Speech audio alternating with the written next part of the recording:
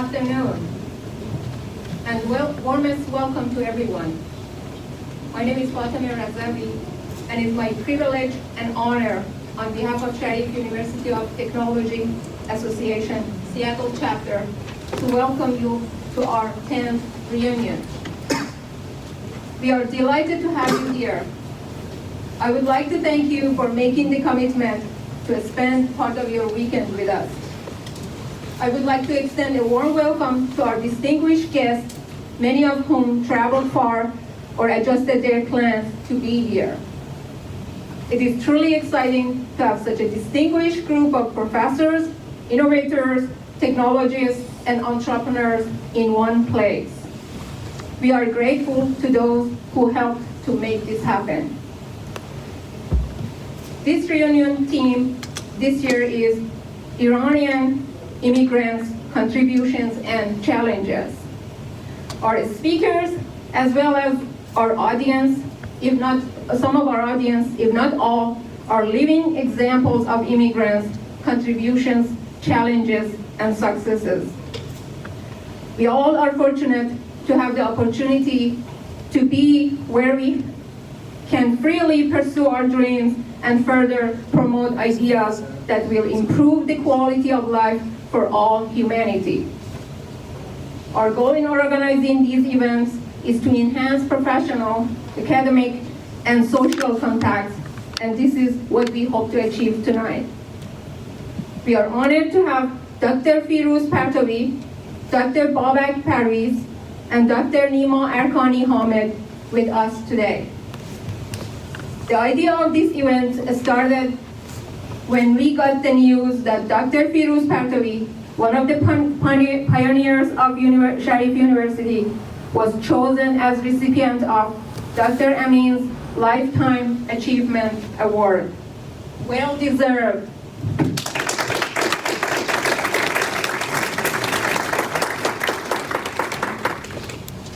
The prominence of Dr. Partovi was so significant that whoever we reached out to be a speaker at our event could not turn down our invitation.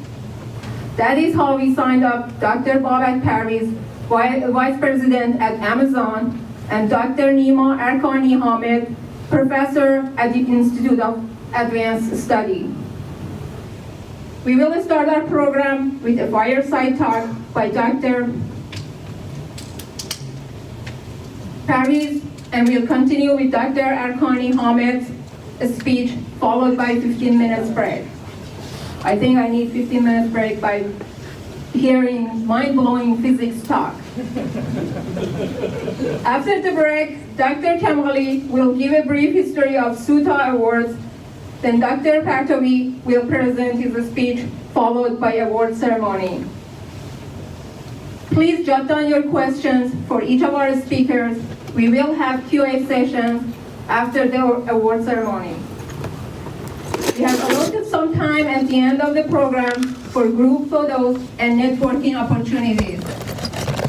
Please be aware that room must be vacated at 7 o'clock, and we appreciate your help to ensure a prompt departure.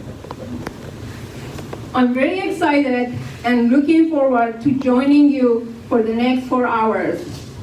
I am sure this is going to be informative and perhaps above all, extremely stimulating and inspiring.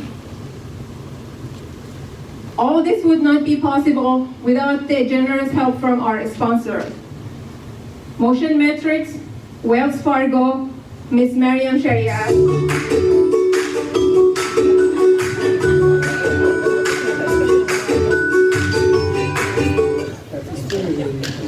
Sorry.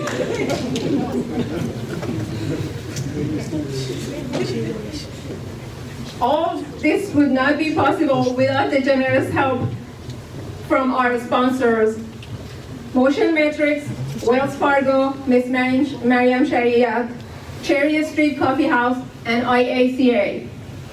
I also want to thank Microsoft for providing us this venue to hold our event. Being in this building, we have to abide a few rules.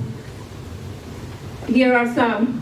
In case of an emergency, Please exit the building calmly and rapidly through the exit doors nearby.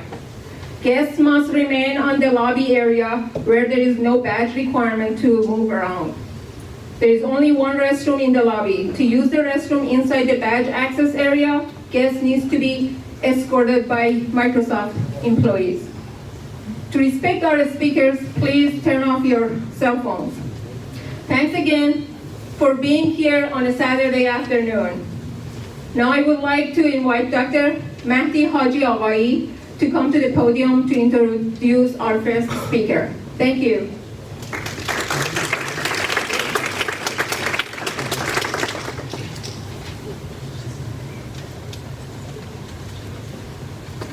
All right. Good afternoon. My name is Mahdi Haji Aghai, and it's absolutely my honor to introduce our first keynote speaker, Dr. Parviz. Babak is a vice president at Amazon.com, and he is the inventor of Google Glass. He received Bachelor in Electronics from Sharif University of Technology, Master in Physics, Master and PhD in Electrical Engineering from University of Michigan. He completed his postdoc in Chemistry and Chemical Biology at Harvard University. He has worked on contact lens and digital glass for so many years. His work has been selected twice by Time magazine as the invention of the year. His work also has been on display in London Museum of Science, and he has received numerous recognitions and awards, including NSF Career Award, MIT Technology Review 35, Emerging Innovator of the Year in University of Washington, and many more. He will have a fireside chat talk entitled Building Anew in Industry and Academia. And joining him, we are also honored to have Dr. Amin. He is a well-known entrepreneur. He has a PhD in computational neuroscience from University of Berkeley. He was a co-founder of Nirvana company, which was acquired by Intel. He is actually currently vice president of artificial intelligence product group at Intel. So without further ado, please help me welcome these two gentlemen on the stage.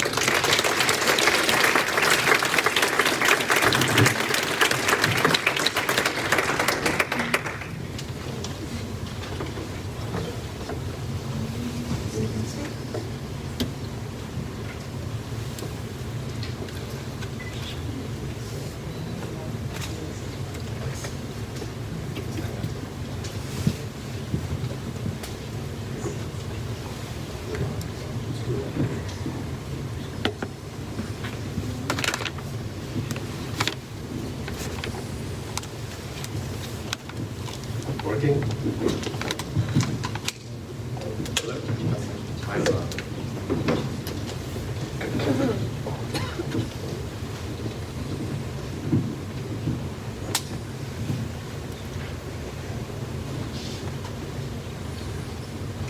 Vice President of Amazon, you know how to come in. I know, we kind of rely on Intel for all of our chips, so I got someone else to do this stuff. Yeah. Hello? Better? Yeah. Excellent. Yeah. Excellent. So let's get started. So Babak, we heard this introduction. You've accomplished a lot of things, but you seem still relatively young. There's a bright future ahead of you. We will talk about that. But first, can you tell us a little bit about your background as a student at Sharif, and then coming to the States and studying at the University of Michigan, and then off to Harvard, and then an academic position at the University of Washington. During these years, you've encountered difficulties and successes. Can you tell us a little bit about this formative period? Sure, I'd be happy to. Good afternoon, everyone. It's truly a pleasure to be with all of you and with Amir. So thanks for sacrificing part of your weekend. I'm sure you have much better places to be. I was actually excited to be here when I think Baram emailed me first that this was going on. And I immediately said yes, because I thought I can actually hear sort of the genesis of the university from one of the founders, which was super exciting. and I get to learn about amazing physics. So who would say no to that? So that was, and you know, seeing friends in this room. So it was kind of an easy yes. And I also want to thank all the volunteers that do this kind of stuff. So when you participate in a volunteer organization, you don't get paid. Sometimes nobody says thank you to you, but I think there's a lot of value actually in bringing our community together and having these types of events. So for everyone who's volunteered here, thank you for doing this.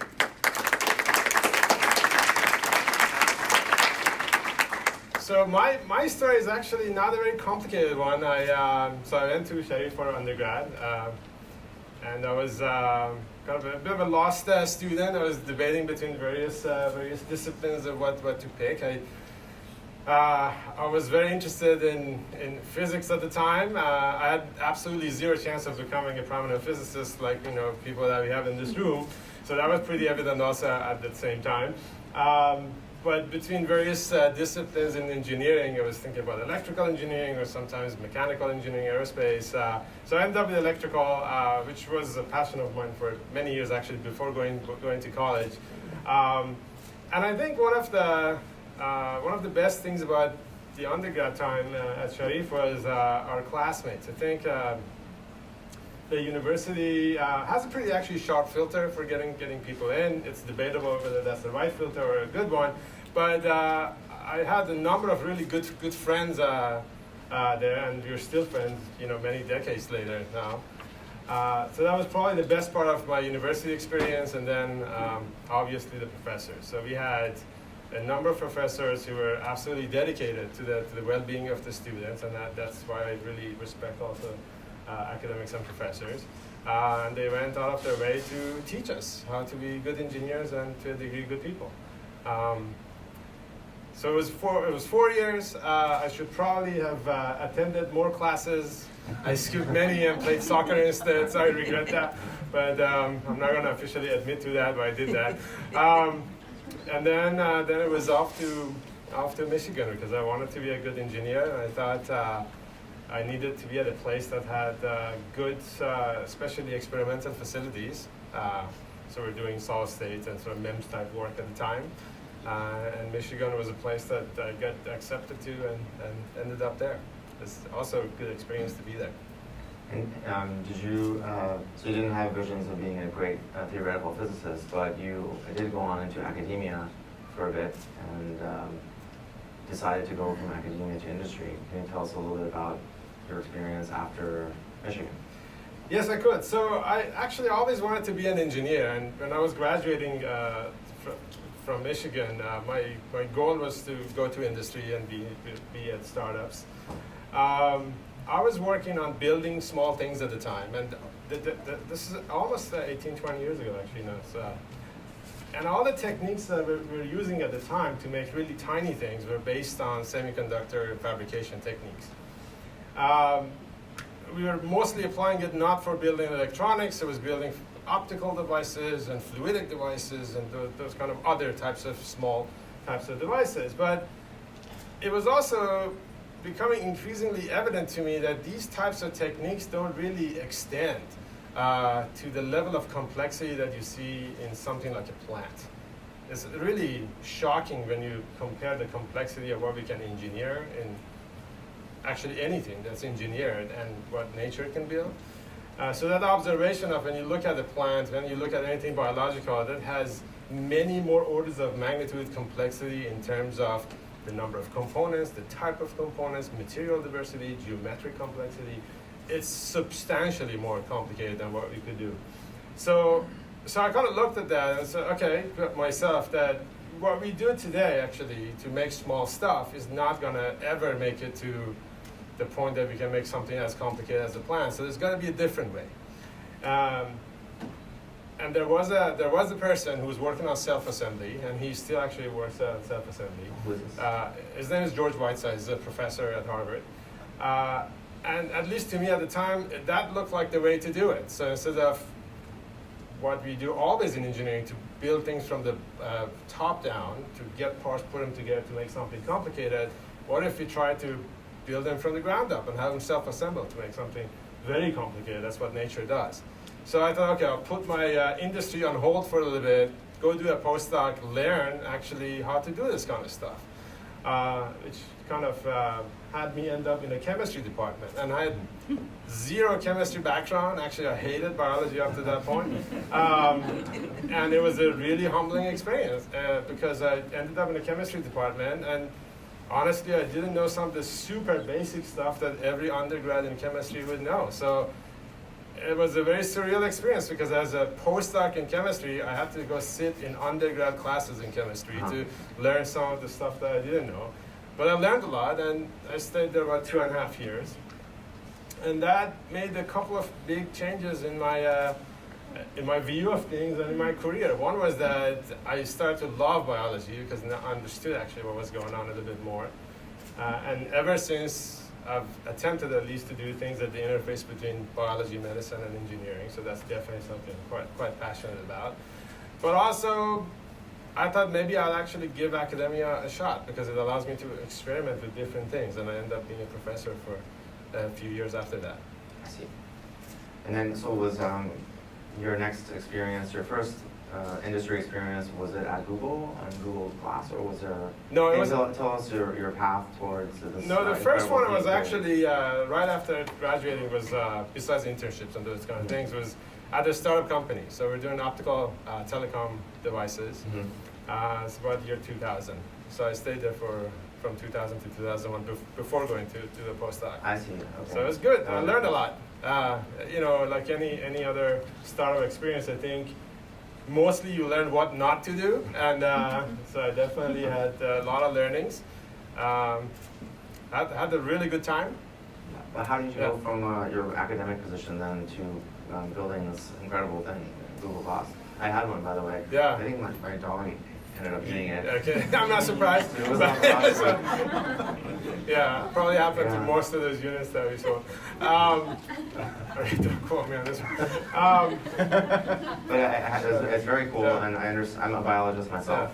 And I also, we'll talk about it more, but I've also did visual neuroscience. So I know about the cornea and contacts, but so I have a respect for biology, and humans are biological organisms, and they're very complicated to build human interfaces, computer interfaces for. So can you tell us a little bit about the genesis of this idea and how it became a product? I think it was accidental to a degree because this was a domain that I was quite interested in, and actually at the same time, Larry and Sergey, the founders, they were also interested in the same thing. So it was just a very accidental confluence of interest, and since we're all interested in making this, I sort of took off from the university, went to Google to build this program from the ground up. I can tell you what our aspiration was, or what my aspiration was when we did this. So for those of you that have not heard about Google Glass or you don't know what it is, it was a total commercial failure, by the way. It was practically a computer that you could wear like on your head. So you had a display and an audio interface, and touchpad, and radios. And you could wear it on your head, and you could see it. Had a camera.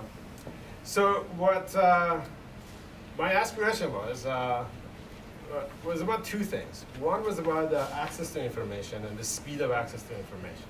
So I think many of us, or at least some of us in this room, remember when you used to go to the library. So this is actually when I was a student.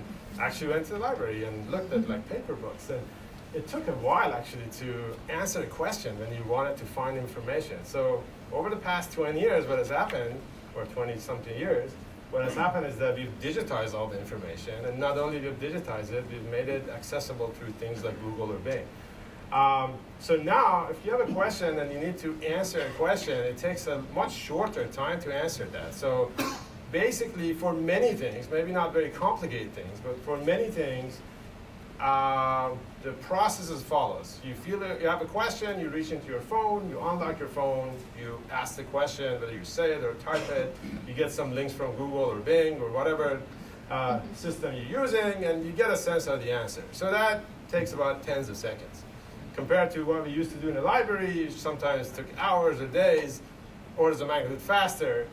So what we were thinking about at the time was, how do we make this substantially shorter? So the parameter we're looking at is, from the time that you feel you have a question, till when you feel you have the answer to that question, how can I make it shorter? So we went from days to hours to minutes to seconds. What if that took only 100 milliseconds? What if it took a millisecond? What if it even took a shorter time? We wanted to shorten this to the point that you would feel you know the stuff even though you don't know it that fast. And in order to do that, we needed a system that was immediately accessible, so you could pose your question and get the answer immediately. So that ended up basically being a computer on your head that you could talk to, or you can type even a question, and it would speak back to you or show you the information that you needed to see. So that was one of our main drivers of why we wanted to have a system like that. And so it's super fast access to information. I still actually, by the way, believe in that. So our implementation probably was not the best one, but I think the goal is a good one. And it could be quite powerful when it happens, and it will happen. And the second goal of this system was to allow people to capture the world from their own point of view and share it. So the system had a camera and had radios and had access to the internet. It allowed you to really, as you see a crowd, and I've given many presentations like this, that I looked at people and other people who were not physically present there, they could see my point of view of a crowd. So we wanted to be able to capture that and share it with others. And so hopefully, it's a bit of a life logging, but that was the second goal of the system. So that's just how it came about, and that's what we were trying to do. And what is your prediction for the future? If someone has started build something that looks very much like Google Glass 10 years in the future, I mean, you said that it's going to return as an idea and almost surely will be a successful product. What is N? How many years or how long? I don't know. It's very difficult. So we learned this the hard way. So we launched this. It was, like I said, a complete commercial failure. Mm-hmm. It's been used in hospitals. In enterprise, it's been used in different industries and medicine. I'd really actually push it to go to medicine. I think there's some challenges actually in the technology still that's unsolved, especially on the optics side, that someday we may solve, but we'll see actually. But it's not something that can happen in a year or two. It will take longer. Yeah. Let's move on from Google Glass to another really cool technology that you're known for is a contact lens that takes very quick periodic measurements of your glucose in your cornea. Tell us about how you came upon this idea and the development. And is it a product now, or is it still experimental? Yeah. So this is about so for those of you that have not heard about this stuff, this is about continuous monitoring of the physiology of the human body. So it's actually a pretty exciting time for this kind of stuff. Anyone saw the Apple Watch announcement recently? This is just in the past maybe 48 hours. So now you can have a commercial watch that does EKG, like medical grade FDA approved EKG on your wrist, which is awesome. So it's coming. And I think the more actually we know about what's going on in the human body continuously, the more chances we have to really tailor medicine for that individual. And we have had some tools that could monitor what happens in the body. They're implants and they're very intrusive. Some go on body, but they typically measure physical aspects of what's going on in a person's body. Our interest was to really understand the real chemistry of what's going on in the body without going in the body. And it turns out the surface of the eye is one of the amazing places that you can operate because it's covered by live cells, and already tens of millions of people, even in the US, wear contact lenses. So we thought maybe we could use this surface, kind of sample this, and figure out what's happening in the body without going in the body. And since already people wear contact lenses, maybe this is possible. So we kind of started a program that started about 14 years ago, actually, to do this, to put microsystems in contact lenses that could do stuff. When was this? At the university, when I was at the university. Okay. That's when it started. So we started to put radios there, antennas there, sensors there, memory, computation, those kind of things. And it took a long time. I remember in the first years, everybody was just totally laughing at us that this is impossible, and probably they were right. They're still laughing at us, by the way, so this is okay. But over time, I think we started to show at least different parts of this to be feasible. You showed that yes, you can put an antenna there. Yes, you can actually put a small radio there. Yes, they can work together. Yes, you can transfer power, put solar cells and contact lenses. So bit by bit, it took multiple years, but we showed that different parts of this can work. Mm-hmm. And then we started to test on live subjects. And we showed sensors, lactate, glucose, and eventually it's made this transition, at least in an experimental sense, to humans. So we'll see actually when it comes out. But right now it's a Google program that is done with Novartis, so it's a pharmaceutical company plus a tech company working on this. But I'm really excited about it. It's a very difficult thing to do, but at least we've shown some portion of it being able to work. Okay, so we talked a little bit about the past, and now you're at Amazon and VP there. Can you tell us a little bit at a high level what your goals are and what you see the future of your interests, these various interests in the next 5-10 years? What do you aim to? What are some of your big goals? Yeah, so we've done, I guess, a number of projects over the years. I've done stuff in startups, in big companies, in small companies, in academia. I think I've learned a couple of things. I'm sure I have a lot more lessons to learn in the coming years. But I've learned that everything takes longer than what we optimistically may think, earlier. And pretty much even the easy stuff is hard to do. So it takes a lot of effort. It takes a long time. So I think that sort of makes it important to pick projects that are worth pursuing. So my goal, if I can do it, and it's unproven, but my goal is to make sure whatever I do at Amazon, it's worth pursuing. Mm-hmm. And for me, something that's worth pursuing has to do two things at the minimum. One is it has to make people's lives better. And second one, hopefully this can go to a lot of people. That's my aspiration. Whether I succeed or not, I don't know, but at least that's what I'm hoping to do.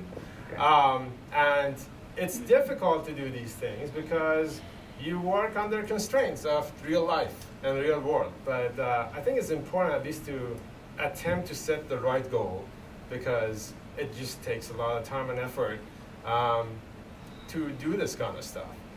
And what I at least tell our team is you got to make sure you work on something that when Monday morning you leave work, it has to be worth it because you're sacrificing something by leaving work. You're not going to see your wife for the next few hours. You're not going to see your kids. Let's work on something that's actually worth it, at least that sacrifice. So that's my attempt, at least. I see. Mm-hmm. So I think that's as much time as we had. I'd like everyone please say thank you very much for showing up on a Saturday. I'm very excited to be here. There's a few of my idols that are sitting here, so it's actually the best place for me to be. But thank you for your time, thank you for coming, and thank you for these inspirational comments. Absolutely, my pleasure. Thank you very much.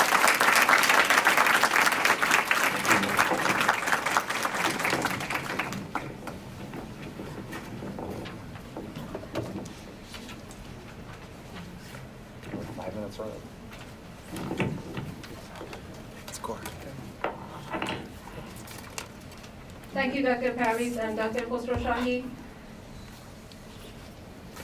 Now I would like to invite Dr. Bahram Zahir to come to the podium to introduce our next speaker. Thank you.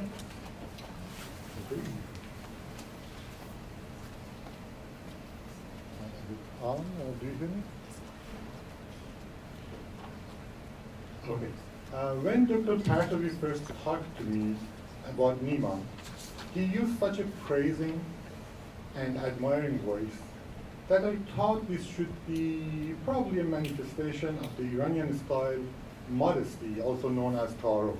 It was only after I did a bit of research, listened to some of Nima's lectures, and go through the list of awards and achievements that he had, that I found out that it's probably not that much of taro at all.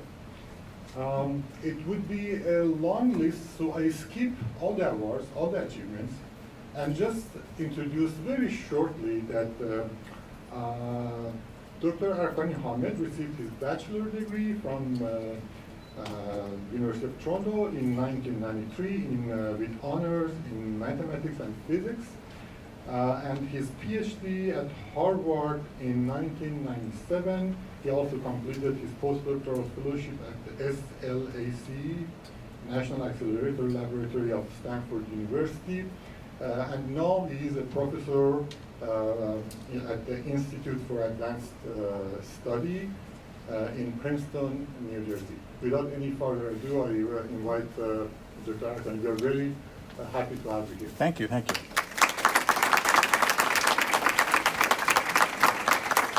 Let me just plug this in. Well, it's really, truly wonderful to be here. I have to say that, let me just plug this in, sorry. Just maybe a few personal words. I personally have a sort of a complicated relationship to Iran. My family left under sort of difficult circumstances in 1982.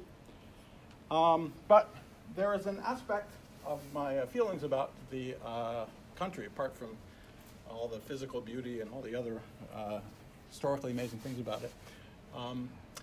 There's something about my experience as a child there. Yes. Oh, do I have to speak in here? Do I really have to speak in here? Can you guys all hear me, or do I have to actually speak into this thing? You can hear me? No, you can't. All right.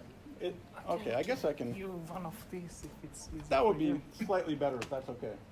I don't want to look like Madonna all day.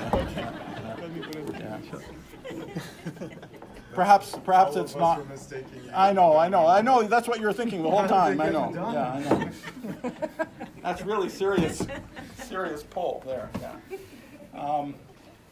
I had a remarkable childhood in Iran. In many ways, the most amazing childhood I could have hoped for.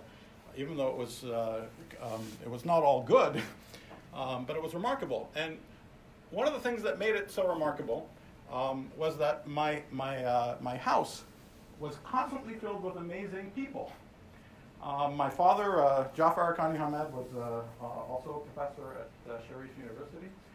And so I constantly ran into people who were professors there or students there, or the children of students there, or professors there. And these are all amazing people. And they all live by a certain kind of credo. They are all idealistic in a certain way. Everything we ever talked about in our household, those are very heady times, of course, but everything we ever talked about were about big, important things. And even as a small child of, 6, 7, 8 years old, it became clear, A, that there were people in the world who thought it was worth spending your life on big, complicated, difficult, sort of idealistic things, that it was possible, and B, that you should do it too. And so it seems a little grandiose now, even when I look back and I think about how I imagined my place in the world as a 7, 8-year-old, but I thought I was going to be one of these guys too. I was going to go out and try to do something big and commit myself to something much larger than me and my little old lot in life. And these were things that were, I think, in large part driven by this remarkable collection of people who came together to found this university and push it forward. And of course, Firuz is one of the heroes of this story, which is why he's being, one of the reasons he's being honored here today. And at a very practical level, it meant that I had little friends who were weirdos like me. And these two guys sitting here, who, by the way, I have not seen in 36 years. So this was one of the great reasons that I wanted to come, nor have I seen Firuz or Farida, for that matter, for all that time. But they had an outsized influence, truly large influence in my life. And so it was wonderful to be able to come here and celebrate today. And remind you all of something that you all probably know, but maybe a little bit from the perspective of someone further outside this community, how darn important it is to have collections of people who believe that it's worth dedicating themselves to causes and to goals that transcend themselves and transcend their own little period in the much grander arc of historical development. And so that's why it's apropos the subject I'm going to talk about. I actually changed the title a little bit. I realized I have 45 minutes. I'm going to try very hard not to go over time.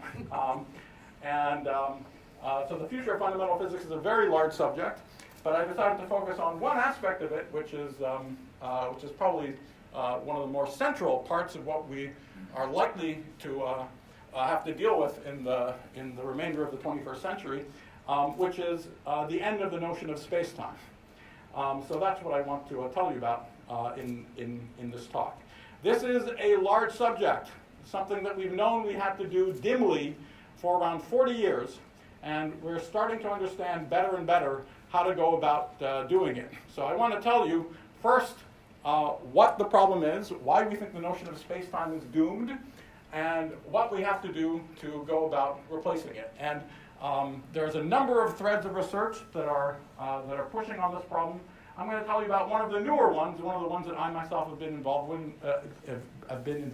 a number of friends for the past 10 years or so. And I'll give you some idea of where these things are going. This is a sort of grand adventure. We have no idea whether the ultimate final breakthrough will happen in 10 years, 100 years, or 500 years. But that's the nature of the beast in this subject, and that's what you have to know you're getting into once you. That's a sort of timescale to keep in mind if you're going to get into it. All right. So a very quick reminder of what we learned, the big things we learned in the 20th century in fundamental physics.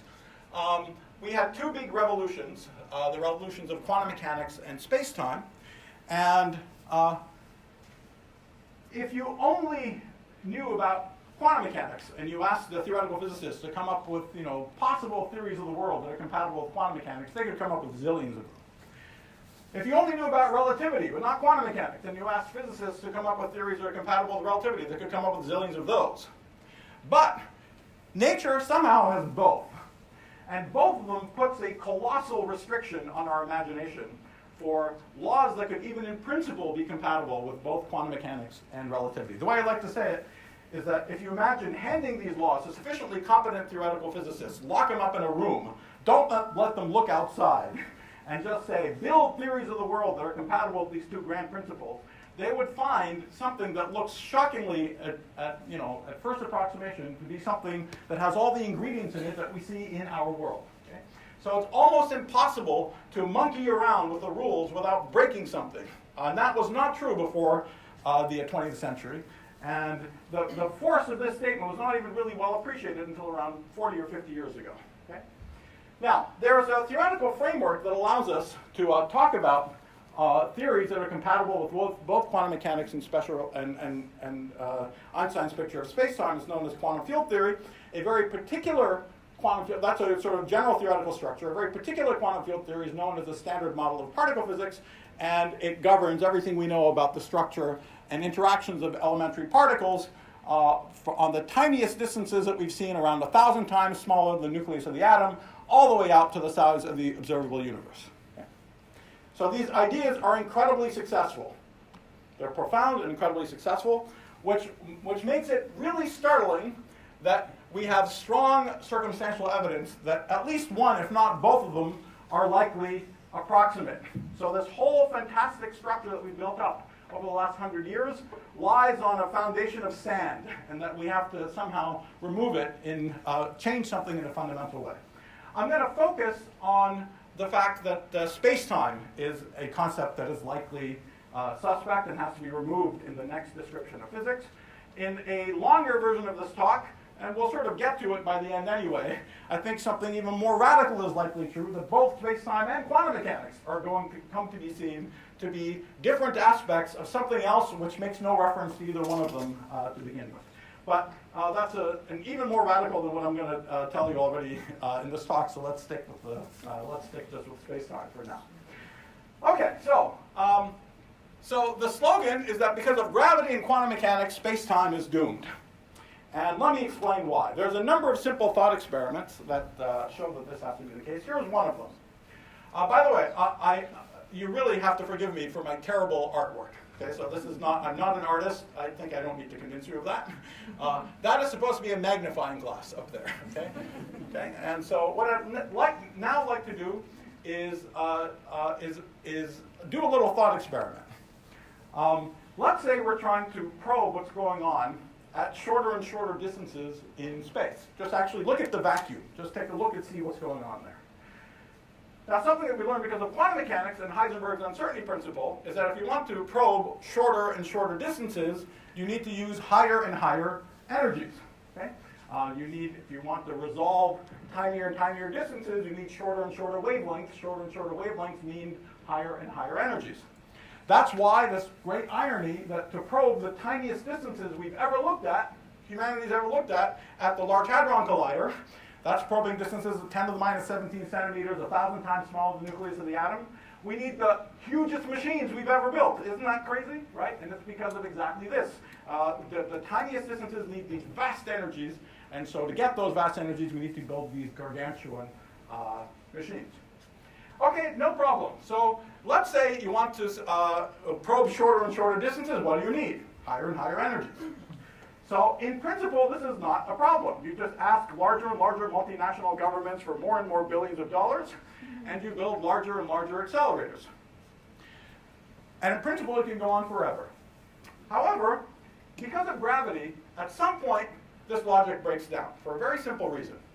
At some point, you have to probe I'm trying to see what's going on in here, right? I have to dump so much energy into such a tiny region of space that something very bad happens.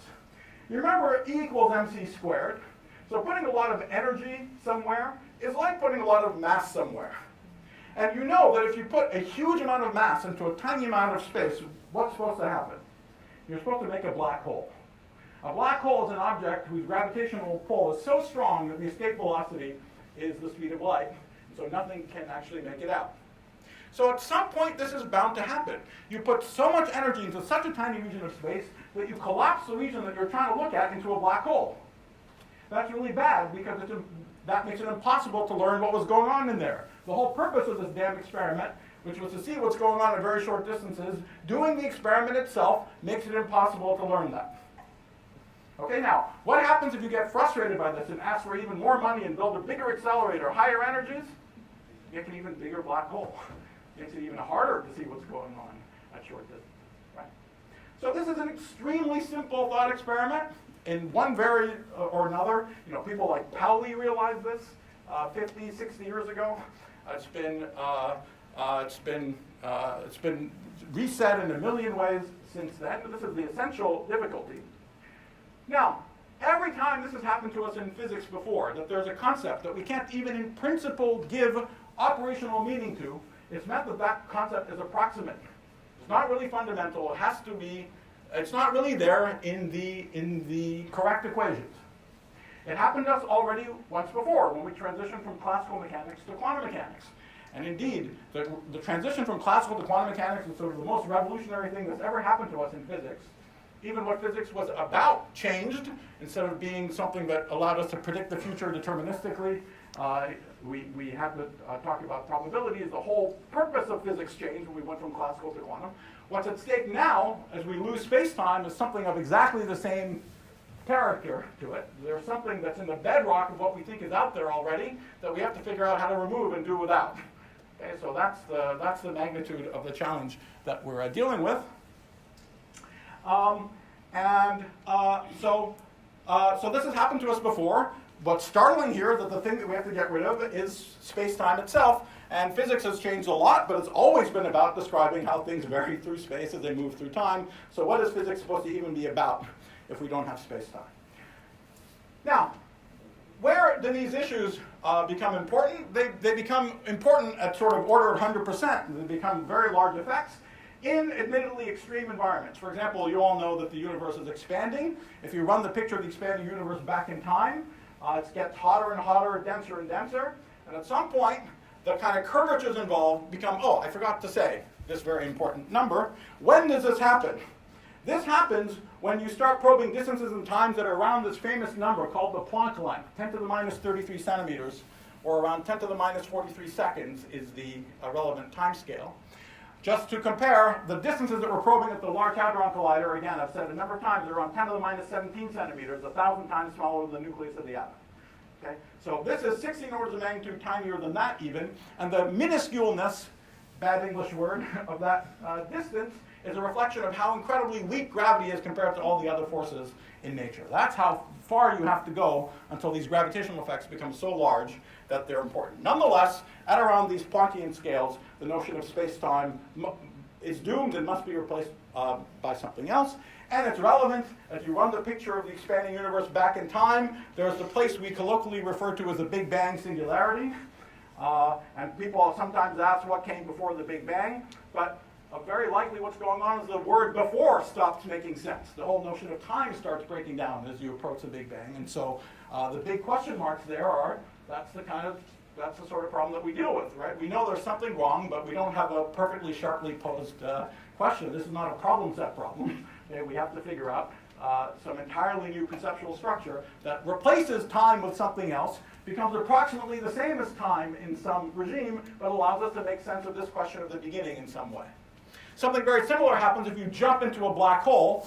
In fact, the inside of a black hole is very much like a contracting universe, and the depth that you encounter at the singularity of the black hole is very much like the opposite of the Big Bang creation of the universe. It's like a destruction of the universe inside the black hole. Anyway, so these are the places where these issues hit you over the head at order 1. Now, in a longer talk, I would spend longer on these next few slides, but I just want to make some quick comments. This way of talking about the problem makes it seem like it's a difficulty that somehow shows up when you go to really small distances. But in fact, the difficulty is more profound than that. And in a sense, it's visible at all distance scales. Okay? As a very small effect, but it's visible at all distance scales.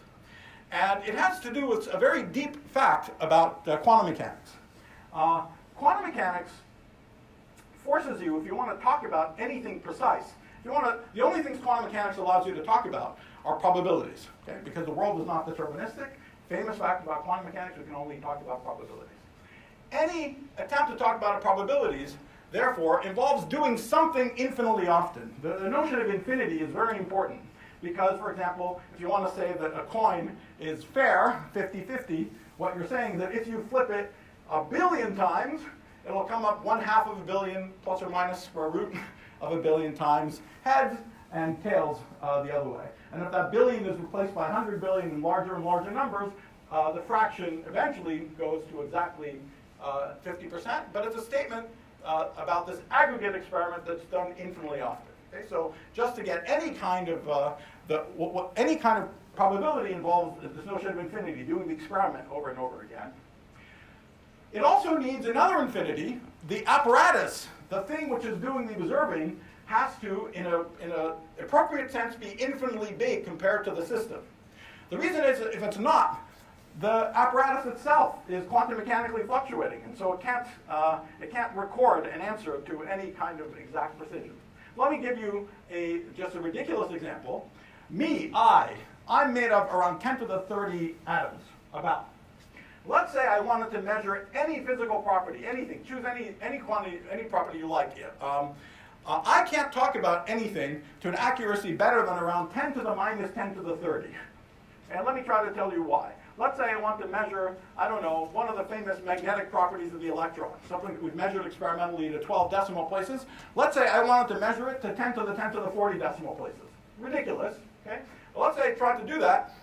So I'm doing the experiment, income food, graduate students, right? No problem. I do the experiment over and over again. But at some point, when I get to the 10 to the 10 to the 30th decimal place, my brain has a quantum mechanical fluctuation. I should have written down 2, but I wrote down 7 instead. Much worse, I could have fluctuated into a cloud of dust, and the whole experiment would have ended. Okay? So any observation that involves a finite system made out of n degrees of freedom has an irreducible uncertainty in it of order e to the minus n. Okay? And therefore, we need these two infinities in quantum mechanics. We have to do the experiment infinitely often. We have to do them with infinitely large measuring apparatuses.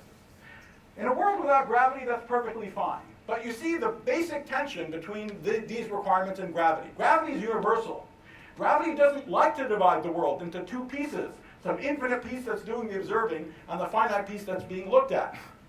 And therefore, these observables that we talk about in quantum mechanics, we're actually not allowed to have the vast majority of them once we have quantum mechanics and gravity. For example, if I attempt to make any measurement in this room, any measurement at all in this room, because of quantum mechanics and gravity, that measurement can never yield an infinitely arbitrarily precise value. Why? I try to make the apparatus bigger and bigger and bigger. It gets heavier and heavier and heavier. And then before it gets infinitely big, it collapses the whole room into a black hole. And then I get stuck towards the singularity and I die in a finite time, so I can't do the experiment infinitely often either. It's a very basic and profound fact about quantum mechanics and gravity. No observation you can make in a fixed size room has precise meaning. Okay? It's a lot like the uncertainty principle that told us we couldn't know about the position and velocity of a particle at the same time. Of course, in practical purposes, the baseball player knows the position and velocity of a baseball at the same time. But it's a crucial input into fundamental physics that the word is or and not and. I can know position or velocity, but not both of them. Well, now we have the same thing. There's no observation in a fixed size room that has any perfectly well-defined meaning. So it's not something that can belong to a correct description, a fundamental description of physics. What can we talk about? Much less than we could talk about before. What can we talk about precisely, not approximately? Well, all we can do is do experiments where these apparatuses that become infinitely big also go very far away from each other. So the experiments start at infinity, they shoot some particles in, they bang into each other, they go back out to infinity, where they're measured by infinitely large apparatuses. And that's all we have left. It's a very deep fact that quantum mechanics and gravity tell us that the only observables don't live inside space and time, but they live on the walls of space and time. They live at infinity. They involve experiments that start and end at infinitely large distances. Now, these are very highfalutin, sort of philosophical sounding ideas, but they tell us that the observables that we should care about, because of quantum mechanics and gravity, involve scattering processes, where particles come in from infinity, they hit each other, and they go back out. Happily, those happen to also be the observables that are the practical observables, at least practical to a particle physicist. Okay? So that's what we actually measure. That's what our experimental friends measure if they're trying to see what the heck is going on with the laws of nature at very short distances. For example, at the Large Hadron Collider, this is a picture outside Geneva in Switzerland. Of course, from the air, you don't see this giant oval on the ground, but around 100 meters under where that oval is where the ring of the Large Hadron Collider is. It's around 27 kilometers around. Protons are accelerated one way at 0.9999999 times the speed of light. The other way at the same speed. They crash into each other at a few places around this ring. And that's exactly what we're doing, right? Now, of course, we're not strictly going to infinity, but 27 kilometers is an awfully large distance compared to 10 to the minus 14 centimeters, which is the size of the protons. So for all intents and purposes, this is an experiment where the stuff comes in from infinity, we bang into each other, and we look at the stuff that comes out. Right? So on the one hand, those are the kind of observations that make sense because of quantum mechanics and gravity. On the other hand, those are the interesting observables, practically speaking, for learning about fundamental physics, or they have been for a long time. Okay, so I've told you from this kind of highfalutin point of view that there is indications that there's a deeper structure that underlies space-time. If we push a little bit further, we'll even see that it's likely there's something that has to do a deeper structure that underlies quantum mechanics. But I think it's clear if there's any such thing exists, it has to involve ideas that are new. They're both new physical and mathematical ideas. And this is not surprising. Again, the kind of transition we're talking about is comparable in intellectual magnitude to the classical to quantum transition. And the classical to quantum transition wasn't just to add a knob here. It wasn't even special relativity was not as big a deal, right? Special relativity said, oh, there's this thing called the speed of light, it's not infinity. But the equations when you have special relativity aren't terribly dissimilar to Newton's equations. They just have this other parameter in them, the speed of light. That's not true when you go from classical to quantum. It's not just that you take Newton's laws and you add some crappy terms with Planck's constant in front. The entire intellectual structure changes, right? You change what even physics is even about. that's the kind of transition that we're talking about now. And in that case, it certainly involved profound new ideas that are both physical and an entirely new mathematical structure. So, how can we go about attacking this problem? I should say that this is a question that people could have wondered about 50 years ago.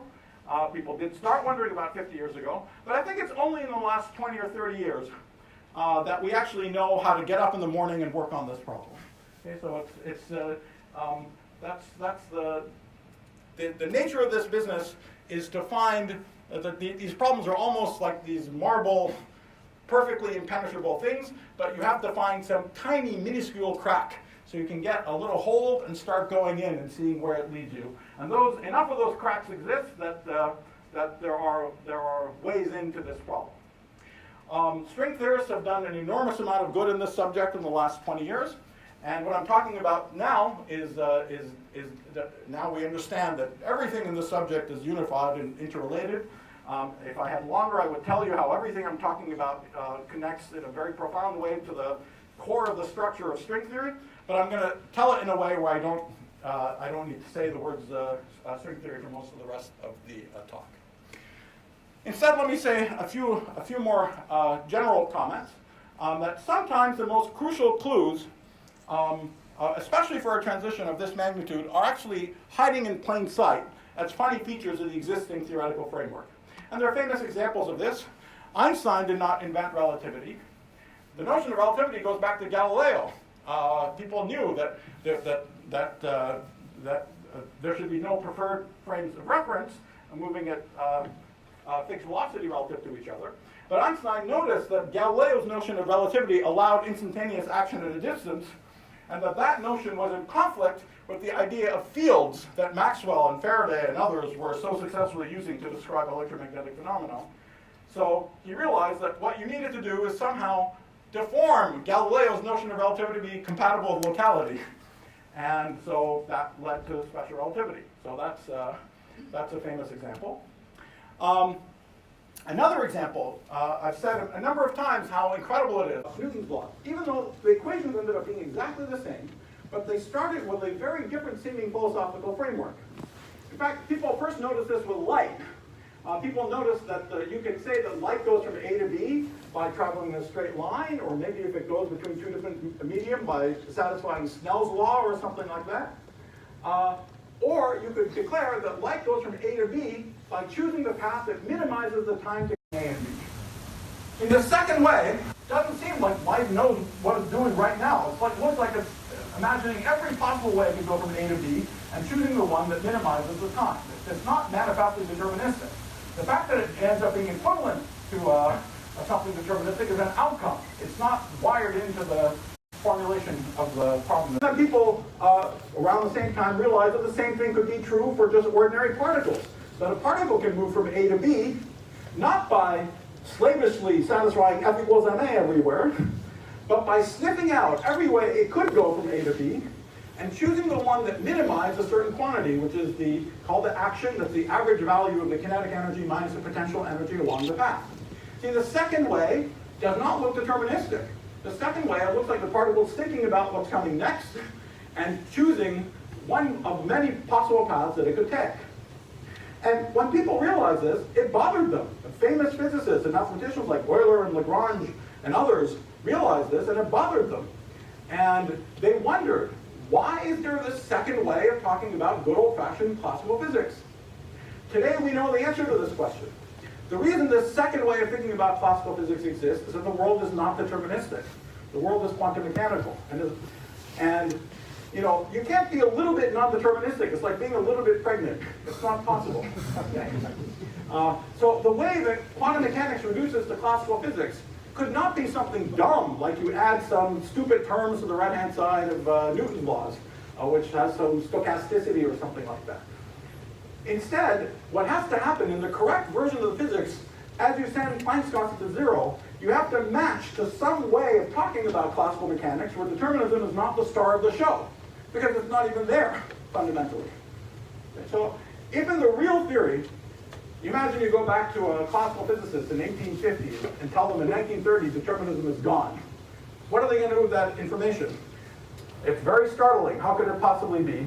Well, what they could say is, if it's really true, there must be a way of talking about the physics we have under our feet right now, where that concept that has to go eventually is not there. As a starring concept, it somehow comes out as a consequence, but is not the star. All right, well, so this happened already in classical physics, in the transition from classical to a quantum, and indeed, we eventually learned, as Richard Feynman taught us, that in fact the particle does go from A to B, taking every possible path that it could take between A and B, and with an equal amplitude for all the paths, but only when the Planck's constant is smaller, this action is large, the paths that dominate are the ones that look like they extremize the action and are therefore deterministic, coincidentally, as an output, even though fundamentally there's no determinism in the picture. All right, so for the rest of the talk, I'm going to take this second point of view and the second philosophy very seriously. And what we're going to do is ask, is there something, if it's true that space-time is doomed and we have to get rid of it, by this philosophy there should be some way of talking about good old-fashioned real physics that actually works and describes the world under our feet right now in a way where we get rid of space-time. Okay? So that's what we're going to try and do. And of course, for anything like this to, this still doesn't make it obvious what you do when you wake up in the morning. Something magical has to happen. Something good has to happen. And now I'm going to tell you what the good thing that happens is, which is everything I've told you right now is very philosophical, airy-fairy, doesn't seem very concrete. But let's go back to thinking about the LHC. And we're going to see that a very practical, concrete question about particle collisions of the LHC has a clue in it for what we should be pursuing. And many of us suspect a clue for what will replace the notion of space-time with something deeper. Okay, so something that our experimental friends have to do with the LHC. We don't have to look at these numbers in detail, but just to have an idea. You get billions of collisions every second. And if we're lucky, the kind of new physics processes that we're interested in seeing are maybe a few new things happening per minute. That's just to give you an idea of what you have to understand and subtract in order to be able to see a tiny signal over an enormous background. Now, inside, what we're colliding at the LHC are protons. Protons are big, messy bags. They're not elementary particles. They're big, messy bags that are made up of elementary particles called quarks. And the quarks are held together and can't fly out of the protons by other particles called gluons. So when we collide protons, really it's those elementary particles, those quarks and those gluons that are smashing into each other.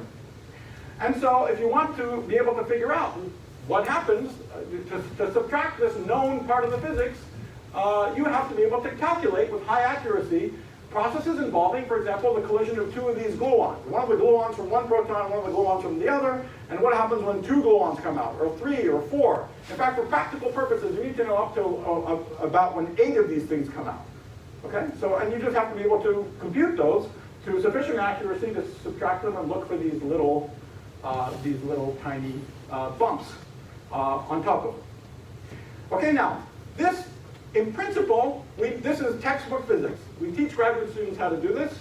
You would not naively think this is where anything dramatic or radical is happening. In fact, national labs employed theorists for 10 years to just do this hard calculation, kind of thankless, someone's got to do it, boring, very difficult, okay? But physics is a way of rewarding morally good behavior. So the people who did this hard job because they needed doing were actually rewarded with a fantastic surprise. They're not going to tell you that. But just so you have an idea of what you're up against, if you have a process where 2 particles come in and 2 particles go out, that one you can put on a problem set. If 2 particles, and graduate students should be able to do it. 2 in and 3 out is already very complicated. 2 in and 4 out, in the leading order of approximation, Richard Feynman famously taught us how to do all these calculations. And we're supposed to draw these pictures for how the particles move in space and time. And all those pictures, every one of those pictures is a particular way the process could have happened. And you have to add up all the possible ways they could have happened. That's what quantum mechanics tells you to do. And that's why Feynman became famous. He gave us these pictures that allowed us to visualize these particle collisions in a way that made the rules of space-time and quantum mechanics as manifest as possible. Okay? So these pictures, you can think of them conceptually as quantum mechanics and space-time. That's it. You take those concepts seriously, you draw these pictures. Okay? But in practice, it's very complicated. So in this case, there are 220 diagrams, tens of thousands of terms, if you actually do it. And this is what it looks like. About 100 pages of algebra that looks like that. If you actually do it, you open up the textbook, you follow the rules, you get 100 pages of algebra. Okay, now that's fine. Not everything in life is simple, so that's part of the chauvinism of this part of physics, that you only declare as interesting those questions whose answers are simple. So this is an uninteresting, boring question. So some poor schmuck has got to do it. Okay? However, the poor schmucks have to do it. And this is what they found. Around 30 years ago, they found, after after about a decade of hard work, they found that those 100 pages collapsed to that single term. Okay. Now, I haven't explained what those symbols mean. They're not defined to equal the sum of 100 pages of algebra. Those terms they're roughly measures for the momenta of the particles.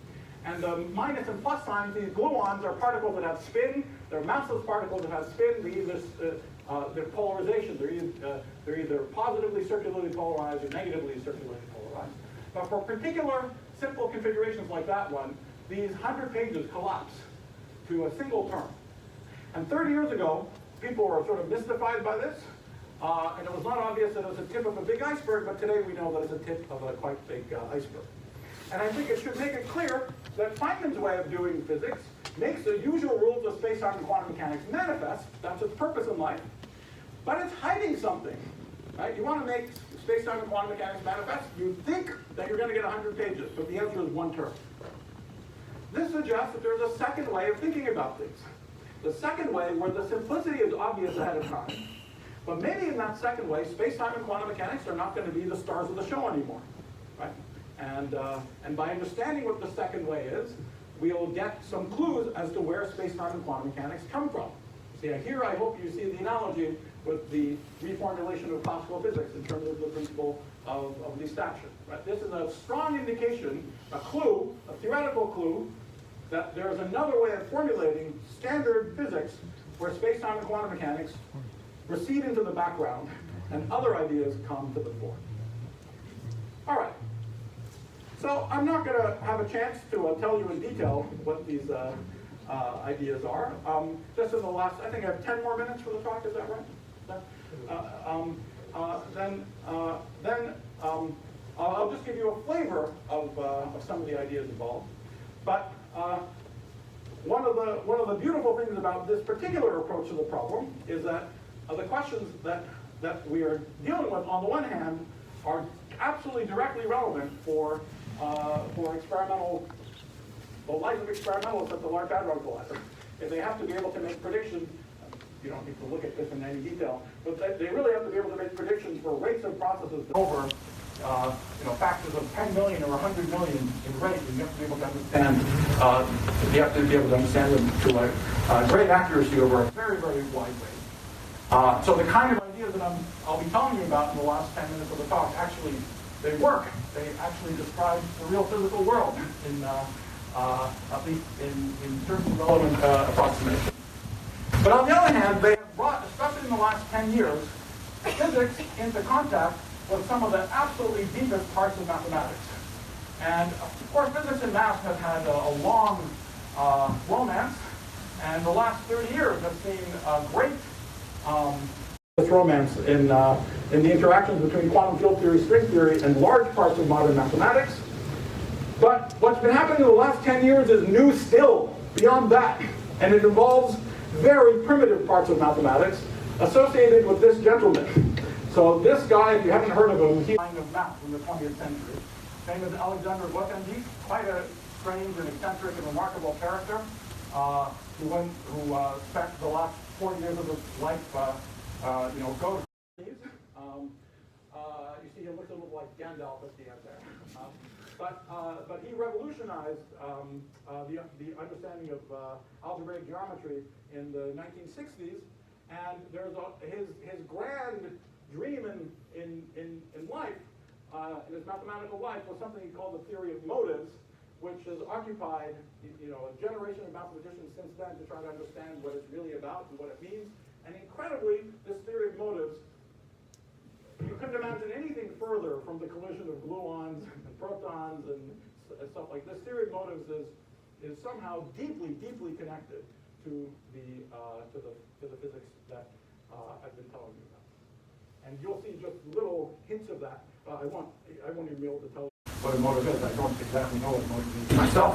But whenever I ask my mathematician friends to explain it to me, just like someone asked me to explain general relativity to their dog, it's like that. But there's a remarkable connection going on. And let me just give you a flavor. I just want to give you a rough flavor of what is going on. Remember I told you that being the subject, it has to involve new physical ideas and new mathematical ideas. And I want to give you a flavor of the kind of physical and mathematical ideas involved. In a nutshell, the physical ideas are to remove something which is so familiar to our standard way of thinking that we even have a word for it. We have this notion of virtual. We talk about everywhere in our standard thinking about quantum field theory. As its name suggests, it's kind of a useful fiction, but in this, the physical idea is that this is useful fiction is our enemy, and we should remove. How to formulate physics in a way where the notion of virtual particles never makes an appearance. And the new mathematical ideas that start showing up, the surprise is that there are parts of mathematics that involve number theory, combinatorics, things that have never really interacted with physics in a meaningful way before, but are sitting there, not in weird esoteric questions, but basic things about the collision of elementary particles. So let me just give you a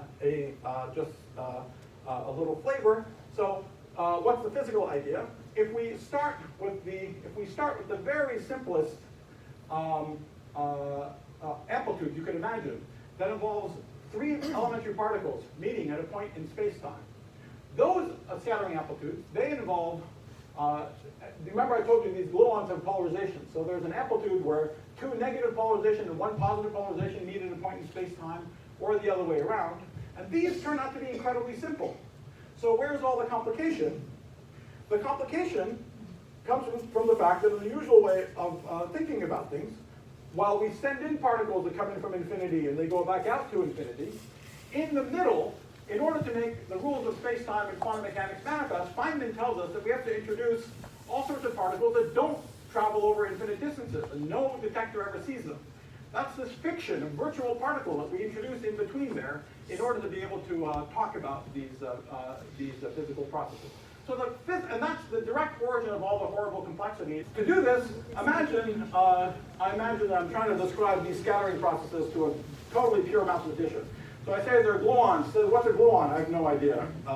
Momentum. I don't know what a momentum is. Okay. Let's make things as simple as possible. What could you possibly do? The simplest kind of scattering is to just change the labels. So I have particles 1, 2, 3, 4, 5, and they scatter by changing their labels to 3, 5, 2, 1, 4. A permutation. Okay.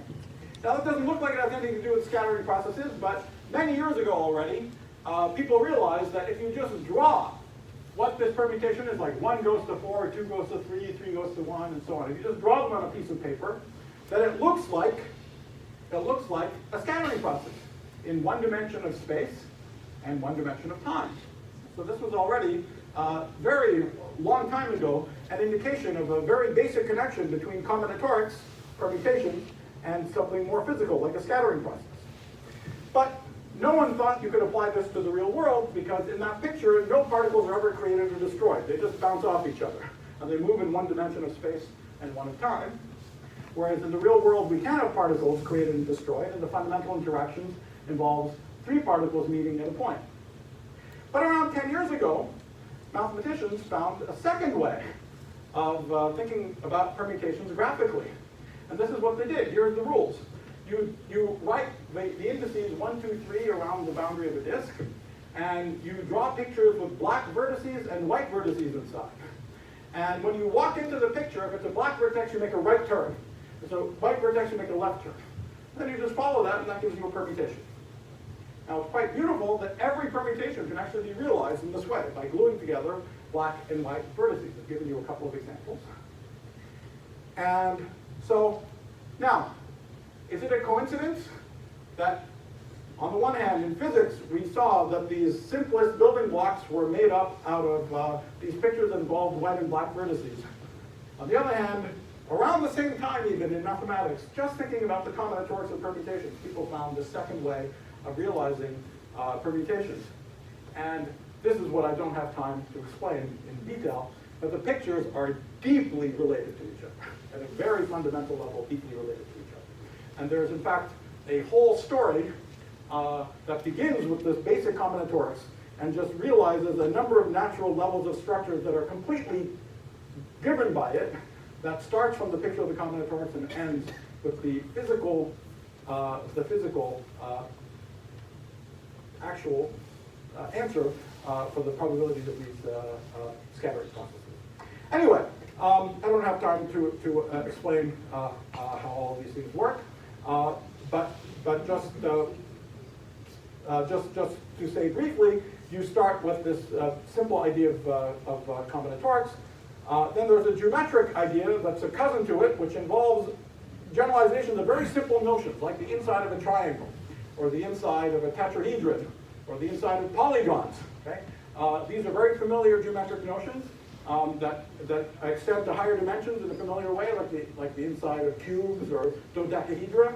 Then there's one slightly more abstract set of generalizations away into things that are very standard in mathematics since the 1850s, but which people just had not thought about till the 2000s.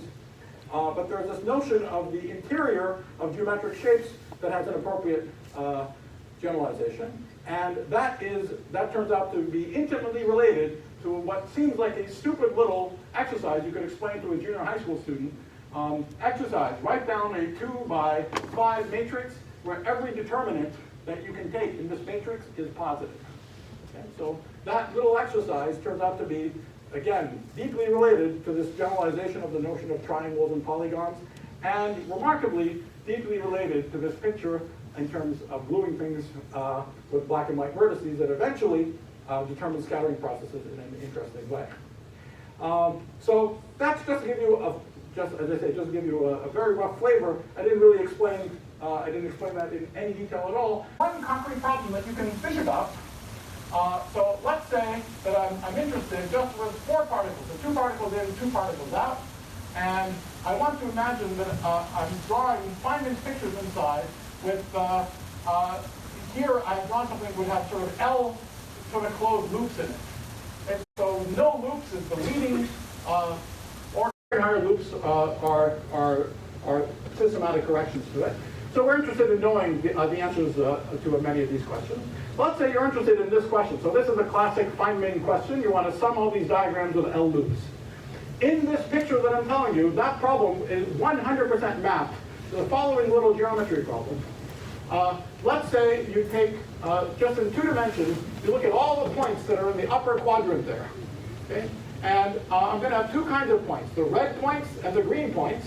And I'm going to have L of each, so that's the L of this problem. 3 loops, and I have 3 of them. What are all the ways of arranging those L points inside that quadrant such that the line between AI and AJ points in the opposite direction of the line between BI and BJ? That's a little high school geometry problem, in the sense that you can explain it to a kid in high school. I've been trying to solve this geometry problem for around 3 years now.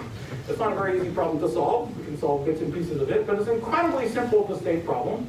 I hope it's obvious to you that this problem does not seem to have anything to do, on the face of it, with gluons, protons, collisions, physics of quantum mechanics, relativity, space-time. All of that comes out of the answer to this geometry problem. Okay. So we are beginning to see, and there was a long, long way to go to see it in all full generality, but we're really beginning to see very primitive, simple, somewhat deep mathematical ideas that can replace what we think of as space-time and the quantum mechanics. And something that I'll just say is that beyond what I just told you about, that it's the space-time comes out of these pictures, or the physics we normally associate with space-time comes out of these pictures. What we're really seeing more and more is that it's both space-time and quantum mechanics that somehow emerge hand in hand, inseparably from these concepts. And if I had to bet, I would bet this is what we're going to see. Again, if it's in 50 or 100 years or 20 years, I don't know right now. But I suspect we'll eventually know this grammar, we'll know this language. It's very alien to us right now, but we're starting to learn how to speak this new way. Okay? And eventually we'll have this new grammar and this new language. And once we have it, we'll understand that space-time and quantum mechanics were inseparable to begin with. We should never have thought of them as two different entities that we have to jam together. They're instead, from this other point of view, inseparable to a beginning. Anyway, that's where we are now. I think the last thing that I was talking was only one very small part of really an incredible scientific odyssey. There's all sorts of different people in different directions that are involved in it. This is one very small part of it. But I think there is some mysterious and spectacular new mathematics that's of central and direct relevance to the space-time, to the physics of space-time and quantum mechanics in the actual real world. When someone finds out what it is, I'll come and be able to give you a half-hour talk about it and not go 7 minutes over. So thank you very much.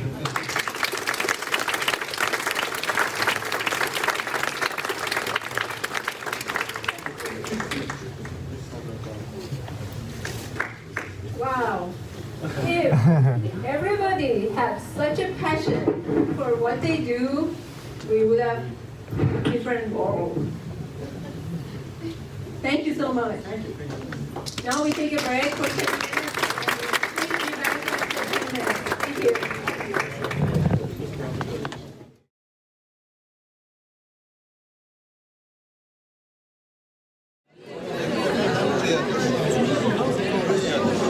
Please take your seat. We're going to start in a minute.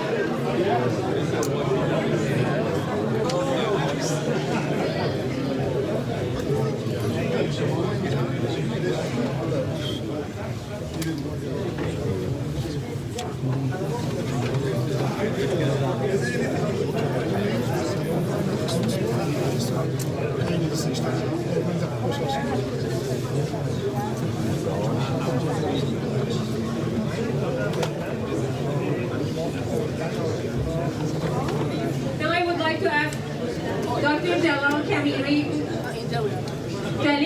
Kamali come to the podium. Thank you.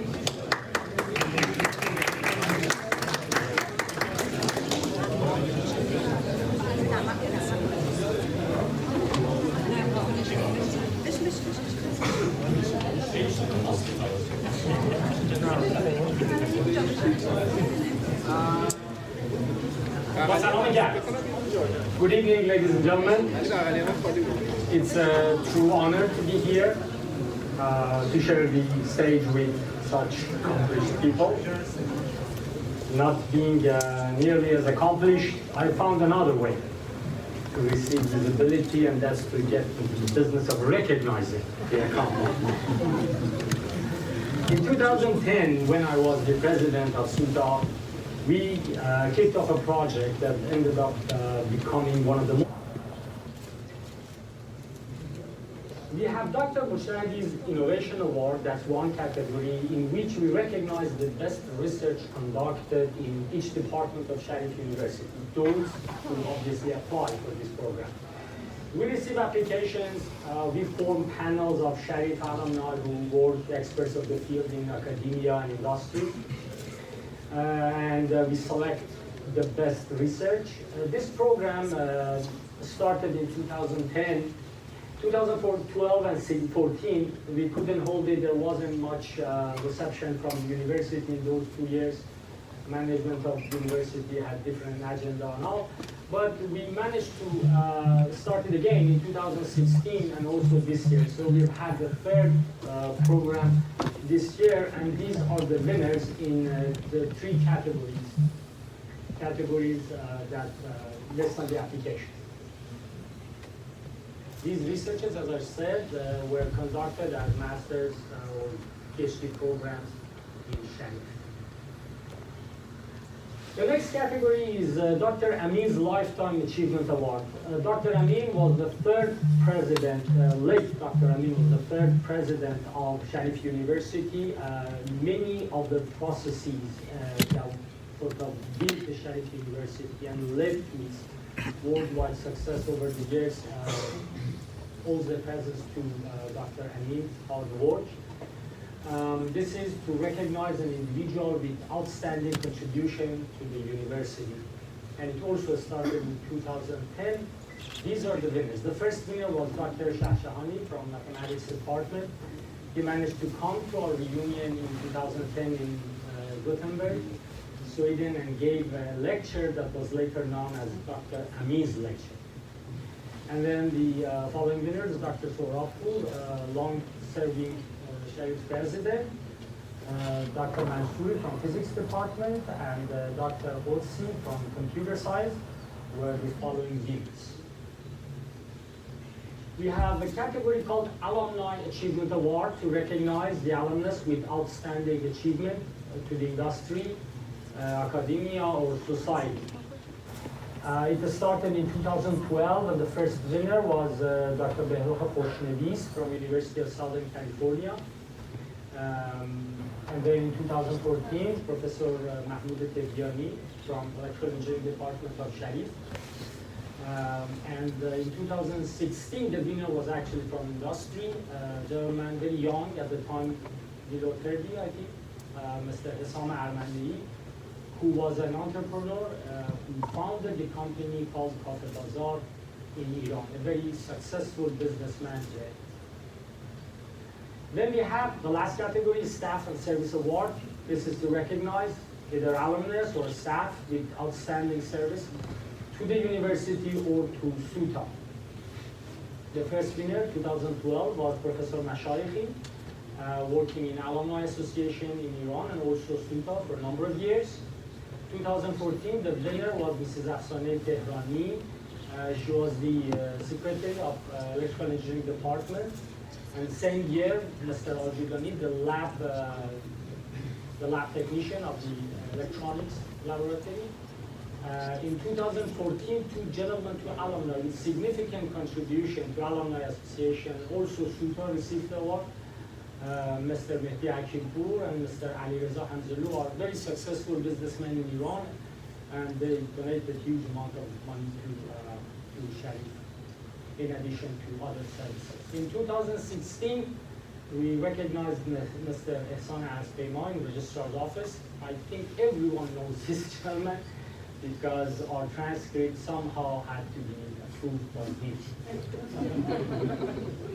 You know, his nickname actually may not be very well known, but at the time we used to call him Bazras Javed. And these are this year's awards, the winners of this year's awards. We are honored to have Dr. Partovi, the winner of this year's Dr. Amin's Lifetime Achievement Award from the Physics Department, the founder of the Physics Department of Sharif University. Dr. Mona Jarrahi from the Electrical Engineering Department of UCLA, receiving the Alumni Achievement Award. She's in terahertz business, world-class expert of the field. And in Staff and Service Award, Mr. Hassan Bash from Physical Education. He was a basketball coach, worked in Sharif for over 40 years. A perfect example of people who contributed to the well-roundedness of Sharif graduates to make the school years better and more joyful as the students go about their studies. Let me finish by making a note that working in SUTA for almost 18 years since its inception has been a wonderful experience. And one of the things that I've learned is that we all have different experiences from Sharif. Some have really good memories, some have not so good memories. So one has to be very careful generalizing these experiences. So I can only basically talk about my own experience. When I entered Sharif in 1984, so 34 years ago, in war-torn Iran, I was an unpolished young lad from a remote city, Mashhad. I was probably doing algebra and trigonometry. but very clueless about life. And in Sharif, in addition to receiving a world-class free education and making friends whose friendship I cherish until very day, I received something even more important that shaped my life, the self-esteem, the boost in my confidence that I received in that university changed my life forever. And this little thing that I do here, and I'm very proud of it, as little as it is, the little I can do, is an attempt, small attempt, to give it back to the university, to which I owe a lot. Thank you so very much.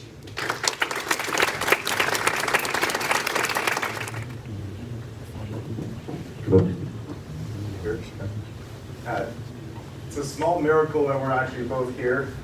We actually didn't, either of us planned to be here until earlier this past week. And part of how it happened was our cousin Amir, who was interviewing Babak Parviz, said, you know, you should really go to this amazing event. Nima Arkani-Hamed is going to be speaking there. He's a great physicist. You should go. And we pointed something out to him that, I have to get this picture up on screen.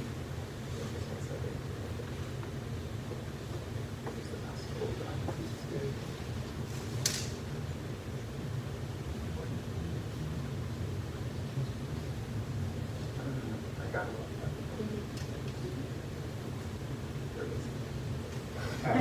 So Nima is actually our single closest friend from when we were growing up in Iran during the time of the revolution and the war. And this event actually brought us together for the first time after 35 years. Thank you. So thank you.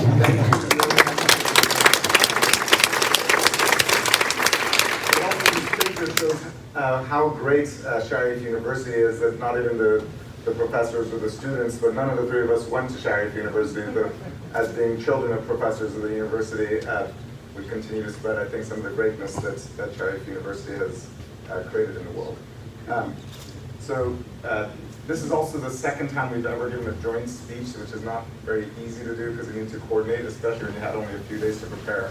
But we're here to introduce our father, who you know as Dr. Partovi. We knew him as Daddy initially when we grew up, and today we call him Papa. As I've grown older, I've realized how important it is for any child, for me, for my kids, for each of us here to feel proud of our mother and father. Adi and I feel incredibly grateful to be blessed with such an amazing father. And we'd like to share some personal stories about Papa because the type of human he is and how he lived his life are things that every Iranian ought to be proud of. So we could talk all day long about the things we're grateful for to Papa for teaching us math, teaching us computer programming, for instilling in us a love of learning and a passion for education, for giving us his love of music, for showing us the value of work. Our dad was a workaholic, and he still is, for his genuine kindness and generosity to all living creatures. Papa is the type of person who always feels bad. For example, when he sees a homeless person on the street, he'll always stop to give them his money. When there's a fly or a spider in the house, most people want to kill that creature. He always shows it kindness and takes it outside. And if it gets hurt, he gets hurt too. In our family, Papa's inability to tell a lie is legendary, almost comical. When he was a little kid in school, he'd often get into trouble because the older kids would make him laugh. And then the teacher might say, "Who was that giggling?" And Papa would raise his hand and then get severely punished.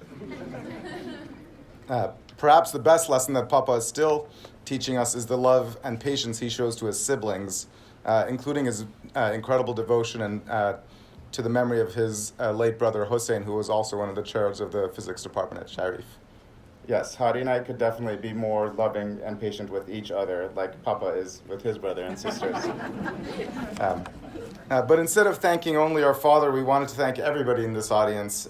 Your presence here is a testament to how much you admire and respect our father. And by being here, each of you is giving my brother and I a small gift.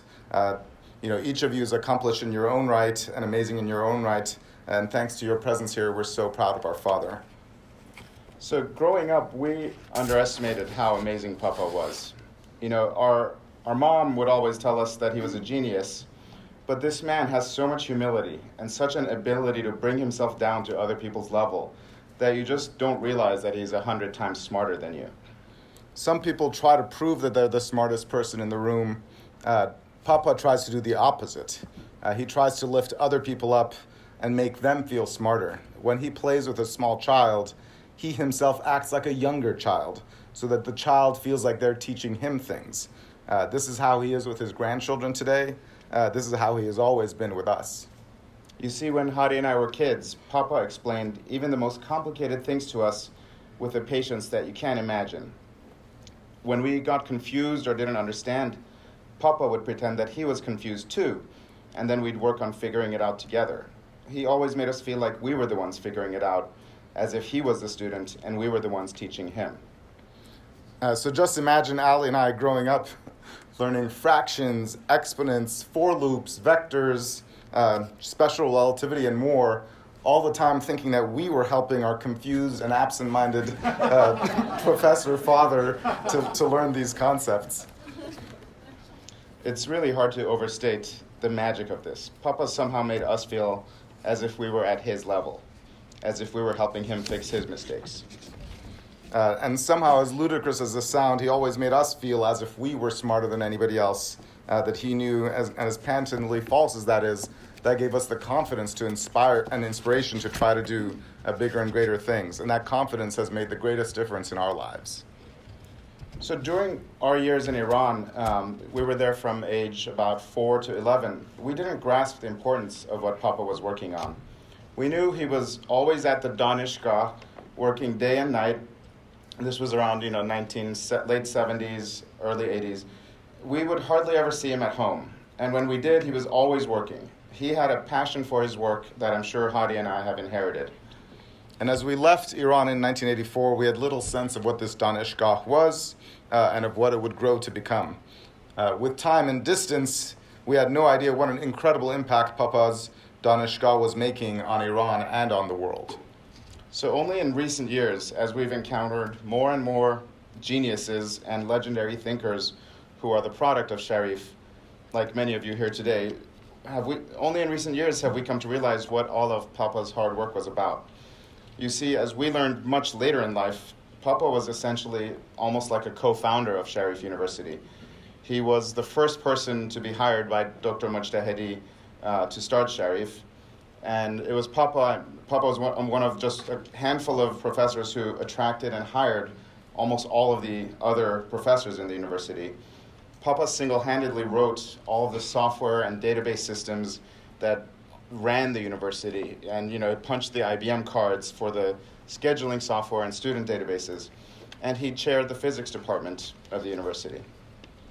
So what's amazing to this day is that students and alumni of Sharif seem to have inherited so many of his best traits. Papa's love of learning, his generosity, his work ethic, and his amazing humility, and will continue to have these values passed on long after Papa is gone.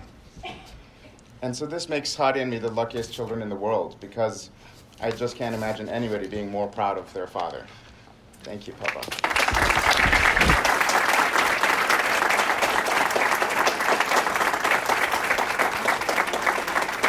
With that said, we'd like to call our father to the stage.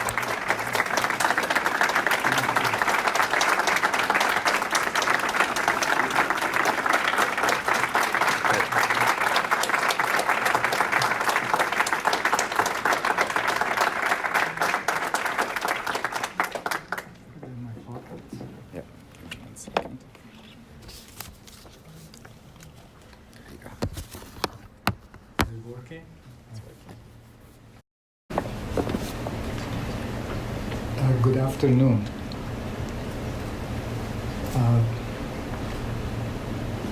I apologize to the non-Farsi speaking audience for delivering my talk in Farsi.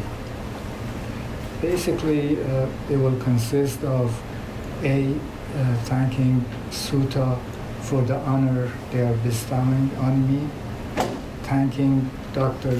Nima Arkani-Hamed for magnifying that honor by taking time out of his very busy schedule and making the long trip from Princeton to deliver the most thought-provoking talk. C, admiring the enormous accomplishments of Sharif students that have made my dream come true. And D, memories of the creation of the university and its early history, which will be the bulk of the talk, and somewhat my role in it too. And with that, I will start in Farsi.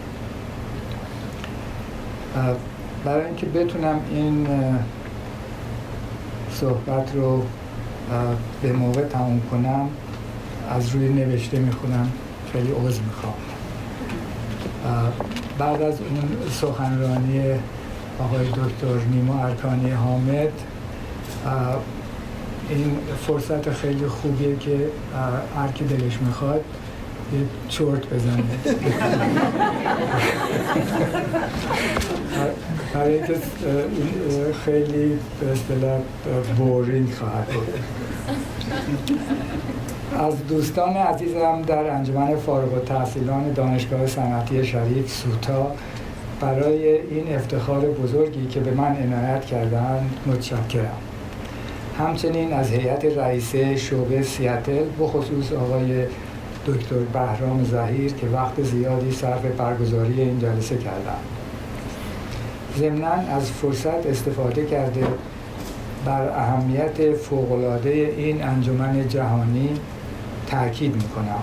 تلاش سوتا برای اطلاع فارغ التحصیلان شریف و ایجاد و حفظ همبستگی بین آنان حقیقتاً شایان تحسین و تقدیر است و بجاست که اعضای خانواده دانشگاه از این انجمن حمایت مالی و معنوی بکنند. همچنین از دانشمند عالی‌قدر فیزیک دکتر نیما ارکانی حامد که با سخنرانی فوق‌العاده‌اش حاضرین را حیرت زده و افتخار بنده را چند برابر کرده است صمیمانه تشکر می‌کنم. نیما فرزند دوست عزیز و همکار سابقم در دانشگاه شریف و استاد دانشگاه تورنتو دکتر جعفر ارکانی حامد است.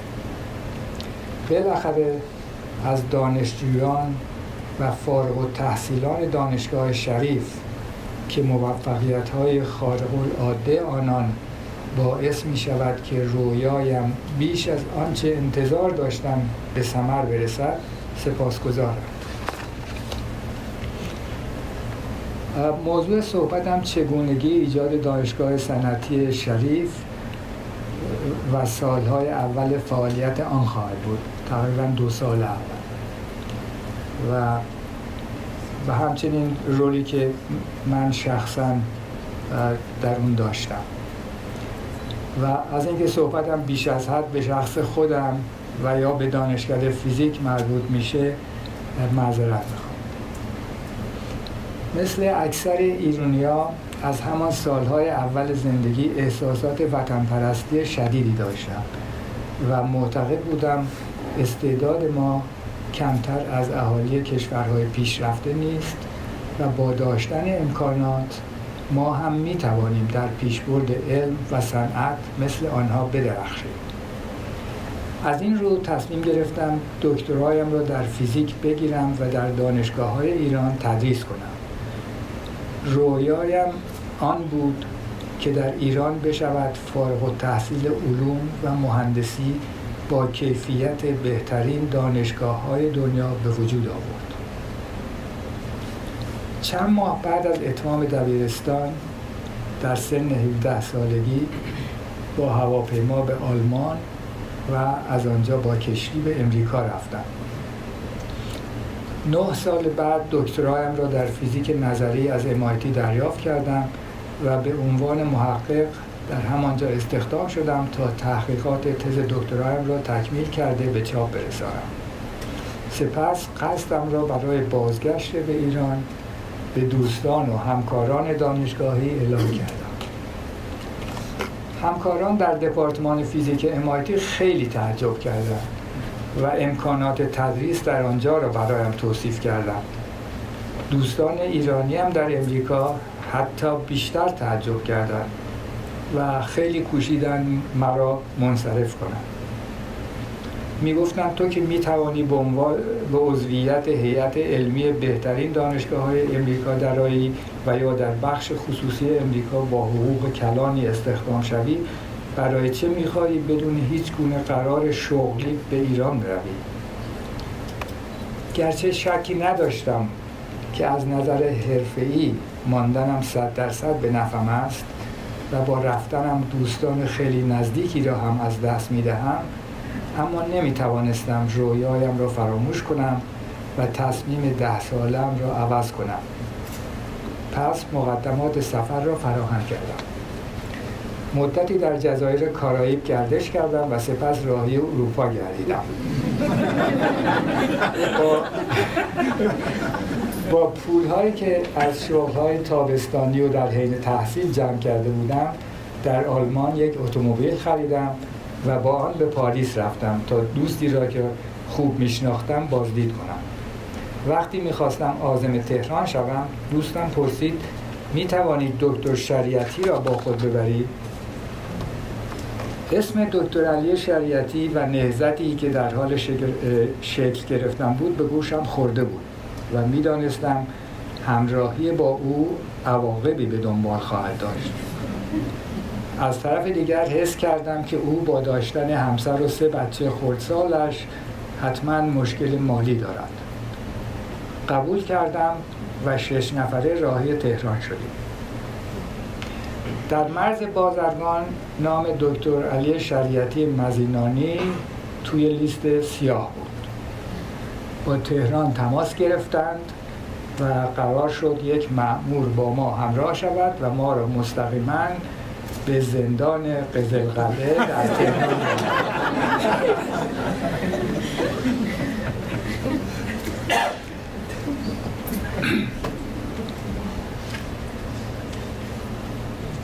من تا درب زندان پشت رول بودم. در آنجا خانواده دکتر شریعتی را آزاد کردند و دکتر شریعتی و مرا در یک سلول به اتهام اقدام بر ضد امنیت ملی زندانی نمودند. در آنجا وقتی فهمیدم که رئیس جدید سازمان امنیت سرلشکر پاکروان شکنجه را موقوف کرده است، کمی خیالم راحت شد. باری دکتر شریعتی که میگفت قبلا هم در همانجا زندانی شده بود، پس از 1.5 ماه آزاد شد، ولی من 1 ماه دیگر زندانی بودم.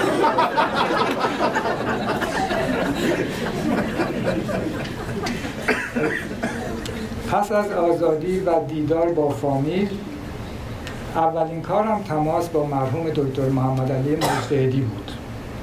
او در آن زمان رئیس پلی‌تکنیک تهران، دانشگاه صنعتی امیرکبیر فعلی هم بود. به راحتی مرا از 10 سال پیش که از کلاس 6 ریاضی دبیرستان البرز فارغ التحصیل شده بودم شناخت.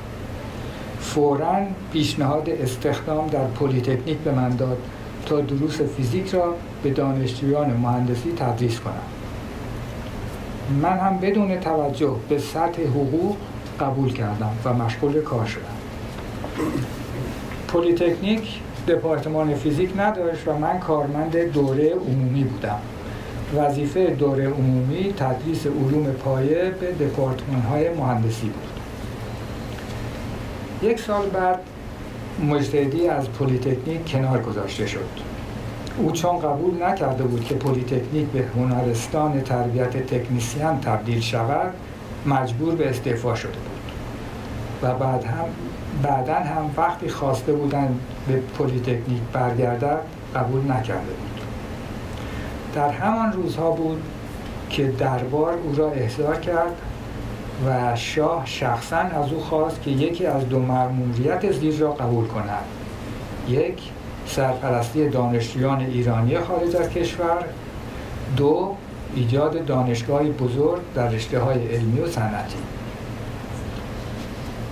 مجتهدی پس از چند روز با اساسنامه‌ای که با کمک دکتر ادیب برای دانشگاه نوشته بود به دیدن شاه رفت تا تصمیمش را به اطلاع او برساند. به گفته مجتهدی شاه به او گفت که از اول می‌دانسته او کدام گزینه را ترجیح می‌دهد. مجتهدی از شاه می‌خواهد تولیت دانشگاه را شخصاً به عهده بگیرد تا او به عنوان نیابت تولیت عظما بتواند دانشگاه را بدون دخالت دولت و مقامات دیگر اداره کند. شاه با این پیشنهاد که مهمترین ماده اساسنامه پیشنهادی او بود موافقت می‌کند. کار ایجاد دانشگاه از اوایل آبان شروع می‌شود. اوایل آبان 1344 1965 شاه ببخشید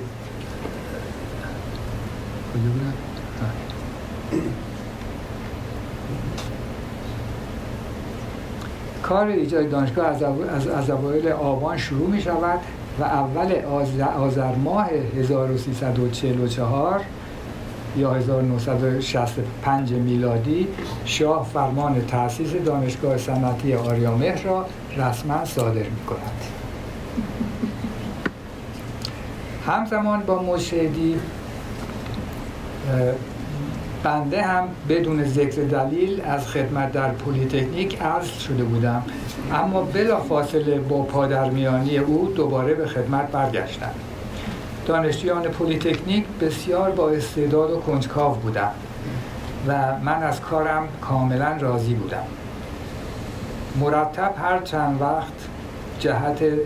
چند وقت یک بار جهت دیدن مجتهدی به دبیرستان البرز می رفتم.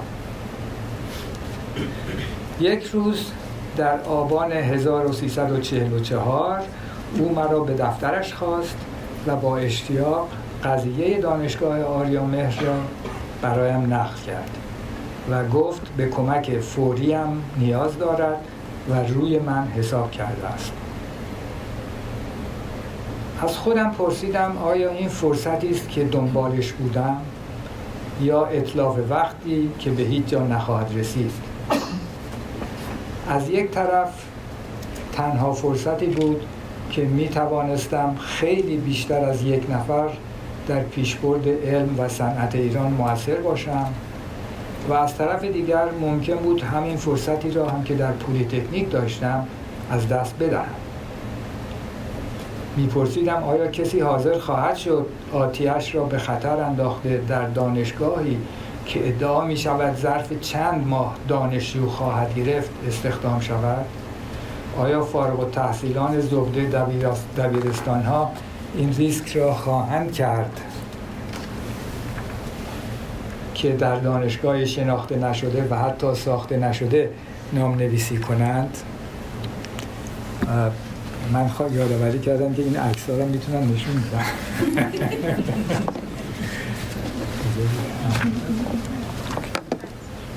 خب عرض شود که این عکس دکتر مجتهدیه که نشون میده تولدش در 23 سپتامبر 1908 و مرگش در اول جولای 1997 بود. این فرمان شاه که با این فرمان دانشگاه رو تأسیس میکنه و البته تأسیس واقعی دانشگاه یه چند روز زودتر از این بود. این لیست هیئت امناست که اگر کسی بعداً علاقه داشته باشه من میتونن اینجا نگاه بکنن. چیزی که پیداست بیشتر آدم‌های خیلی سرشناس و با نفوذی هستند و مخصوصاً اینا رو انتخاب کرد که کار دانشگاه به راحتی از پیش بره و اونایی که می‌خواستن سنگ بندازن و از حریفشون بتونه بشه. خب اینو بعداً توضیح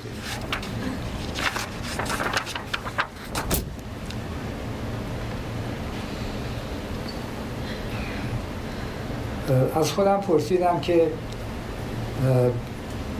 آیا کسی از فارغ التحصیلان زبده دبیرستان ها این ریسک رو میکنن که در دانشگاه شناخته نشده و حتی ساخته نشده نام‌نویسی کنن؟ چون مجتهدی رو فردی جدی میشناختم، چون میدانستم که بدون کمک از عهده این کار بر نخواهد آمد، چون احساس میکردم اکثر ایرانیانی که مورد نظر دانشگاهند چه به عنوان مدرس چه به عنوان دانشجو قبلا دانش آموز البرز بودند، چون نام شاه روی دانشگاه بود و بالاخره چون میخواستم در دانشگاهی باشم که دپارتمان فیزیک داشته باشد جواب مثبت دادم.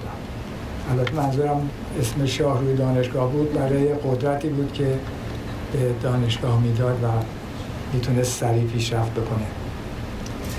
ضمن تدریس در پلی‌تکنیک تا پایان آن سال تحصیلی برای دانشگاه آریامهر هم کار کردم و آن وقت پلی‌تکنیک را ترک کرده و به استخدام دانشگاه آریامهر در آمدم، یعنی اول مهر 1345 اول تیر 1345. دکتر مجتهدی خیلی به بنده لطف داشت و مرتب همه جا میگفت من شاه ماهی رو گرفتم، بقیه میان. اساسنامه‌ای که دکتر مجتهدی به شاه نشان داده بود در 18 دی ماه 44 به تصویب شورای دانشگاه رسید و به دانشگاه ابلاغ شد. در این اساسنامه نظارت بر دانشگاه به عهده هیئت امنا بود که اعضای آن که نشون دادیم به پیشنهاد مجتهدی و طی فرمان 10 آبان 1344 شاه منصوب شدند و اولین جلسه را روز 11 آبان 1344 در کاخ مرمر با حضور شاه برگزار کردند. تصمیمات بزرگ مالی و تصمیمات اساسی دیگه از وظایف هیئت امناست. به این طریق تاریخ تأسیس دانشگاه 10 آبان 1344. مجتهدی 30 نفر رو به شاه معرفی کرده بود برای هیئت امنا تا او 15 نفرشون رو انتخاب کنه. شاه گفت هر 30 نفر را نگه دارید. مجتهدی افرادی انتخاب کرده بود که دارای نفوذ و قدرت باشن، مثل دکتر اقبال رئیس شرکت نفت که منابع مالی و ساختار اداری لازم برای سفارش تجهیزات از خارج را در اختیار داشت. از طرف دیگر داشتن افراد قدرتمند در کنار دانشگاه آن را از گزند مخالفان محفوظ می‌کرد. مثلا دکتر مجتهدی مهندس ریاضی رئیس وقت دانشکده فنی را از دشمنان خود حساب می‌کرد. طبق محاسبه مجتهدی چسباندن دانشگاه به شاه و داشتن افراد با نفوذ در هیئت امنای آن جلوی سابوتاژ افرادی مثل مهندس ریاضی را که بعداً رئیس مجلس شد می‌گرفت. مجتهدی هیئت دیگری را انتخاب کرد تا طی جلسات هفتگی که در دفتر خودش در دبیرستان البرز برگزار می‌شد، تصمیمات لازم را برای عملیات اجرایی و راه انداختن دانشگاه اتخاذ کنند. برخی از اعضای این هیئت عضو هیئت امنا هم بودند. من هم جزو این هیئت بودم. اعضای دیگر که به خاطر دارم عبارتند از مهندس لکستانی، مهندس ابوذر، دکتر رضا قطبی که به صدای فرح بود، دکتر اکبر اعتماد و دکتر عیادی که طبیب شاه بود. معما این بود که چگونه در ظرف چند ماه دانشگاه را آماده کنیم که بتواند 400 دانشجو برای سال اول بگیرد. قضیه هم این بود که سال اول فقط دانشجوی سال اول گرفته بشه، در سال دوم دانشجوی سال اول گرفته میشه و ترانسفر دانشجوی سال دومی همینطوری الی آخر. سرمایه اولیه دانشگاه را عمدتاً شرکت ملی نفت تامین کرد و مبلغ زیادی هم با جمع‌آوری اعانات تامین شد. اولین مسئله پیدا کردن محل دانشگاه بود که به راحتی حل شد وزارت آموزش و پرورش زمینی به مساحت تقریباً 20,000 متر مربع در خیابان آزادی که همون آیزنهاور سابق بود به دانشگاه داد. این ساختمون که می‌بینید بر این زمین هستش در خیابان آزادی. تعدادی ساختمان در این زمین موجود بود ولی بیشتر زمین بایر بود. کار بعدی ایجاد ساختمان‌های جدید و تغییر و ترمیم ساختمان‌های موجود جهت کلاس‌های درس و تمرین، آزمایشگاه‌ها، کارگاه‌ها و سالن‌های بزرگ درس و اجتماعات بود. مهندس امانت دانش آموز سابق دبیرستان البرز حاضر شد طراحی این ساختمان‌ها را مجاناً به عهده بگیرد و مهندس صرافیان برای اجرا به کار گرفته شد. در سال 1346 وقتی من با فریده خسروشاهی ازدواج کردم فهمیدم که مهندس صرافیان داعی اوست. مهندس محمد مهدی کمالی عضو هیئت امنا نظارت ساختمان‌ها را به طور مجانی تقبل کرد. کارهای ساختمانی کمتر از 8 ماه قبل از شروع کلاس‌ها آغاز شد. یعنی 8 ماه وقت بود که ساختمان‌ها ساخته بشه.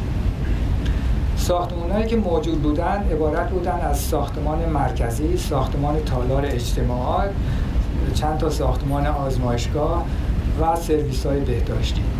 با تغییراتی که در این ساختمان‌ها داده شد، 2 کلاس بزرگ 100 نفره، 1 کتابخانه بزرگ با اتاق رئیس کتابخانه، 3 سالن رسم فنی، 1 تالار اجتماعات 400 نفره، آزمایشگاه شیمی و آزمایشگاه فیزیک به دست آمد. ساختمان‌های جدید که باید در کمتر از 8 ماه حاضر می‌شد، عبارت بودند از 1 ساختمان زبان دارای 11 کلاس 50 نفره، 1 دفتر اداری و سرویس‌های مربوطه. اسمش ساختمان زبان بود ولی همه کار توش میشد که دارن کنیم. 2 ساختمان کارگاه‌های دوره عمومی با 1 سالن بزرگ کارگاه، 1 سالن کارگاه نجاری، 2 دفتر برای مدرسین، 2 انبار و سرویس‌های مربوطه. 3 ساختمان غذاخوری شامل سالن بزرگ غذاخوری دانشجویان، سالن غذاخوری استادان، آشپزخانه، انبار و سرویس‌های مربوطه. 4 ساختمان رئیس دانشگاه شامل دفتر رئیس دانشگاه، اتاق رئیس دفتر و سرویس‌های مربوطه. ساختمان رئیس دانشگاه هم طوری ساخته شده بود که مشرف بود به ورود دانشگاه. دکتر مجتهدی اونجا وام ایستاد صبح ببینه کی دیر میاد. این هم پشت اون ساختمون جلوییه که بقیه محوطه، البته پشت اون زمینا دیده نمیشه. این ساختمونی که اینجا می‌بینید ساختمون زبان رو به رو 2 طبقه و ساختمونی که قبلا نشون دادم از اون این پشته که از اینجا عکس گرفته.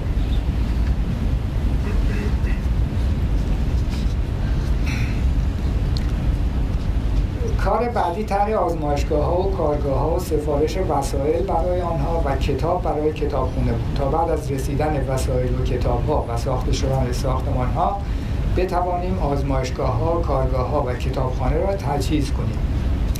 در ابتدا تهیه لیست وسایل آزمایشگاه‌های فیزیک و شیمی و کتاب‌های کتابخانه به عهده من بود و یک شیمیدان که در خاطرم نیست، شاید آقای مهندس نهورای، به من کمک میکرد. دکتر نوهدانی و دکتر مهنا هم بعداً اضافه شدند. روشمان آن بود که لوازم و کتب مورد لزوم را در کاتالوگ‌های شرکت‌های خارجی، اون موقع کامپیوتر که نبود، کاتالوگ‌های کاغذی که در اختیارمون بود پیدا کرده وارد لیست‌ها بکنیم. لیست‌های تکمیل شده را مجتهدی به دکتر اقبال میداد تا توسط کارکنان شرکت نفت به مناقصه گذاشته شده و خریداری شده. برای استخدام هیئت آموزشی مجتهدی اواخر سال 44 به کشورهای اتریش، سوئیس، آلمان، فرانسه، انگلستان، کانادا و آمریکا مسافرت کرد. به 2-3 ماهی گشت، تونست 125 نفر جوانان ایرانی را متقاعد کند که مدارکشان را بفرستند و تقاضای استخدام کنند. مجتهدی کار رسیدگی به متقاضیان تدریس فیزیک را به دکتر نوحدانی و بنده سپرد. قرار شد نوحدانی افراد واجد شرایط را از بین فارغ التحصیلان آلمان انتخاب کند و من از بین فارغ التحصیلان امریکا، کانادا و انگلستان. نوحدانی دکتر علی اکبر پیمان و دکتر نصرت الله واحدی فریدی را انتخاب کرد و من دکتر مسعود نراقی را. در مجموع برای کل دانشگاه 54 نفر برای اولین سال تحصیلی، یعنی سال 45-46 به شرح زیر انتخاب شدند. 8 نفر با درجه دکترا از خارج، 2 نفر هم با درجه مهندسی از فرانسه که اون موقع معادل دکترا شناخته میشد.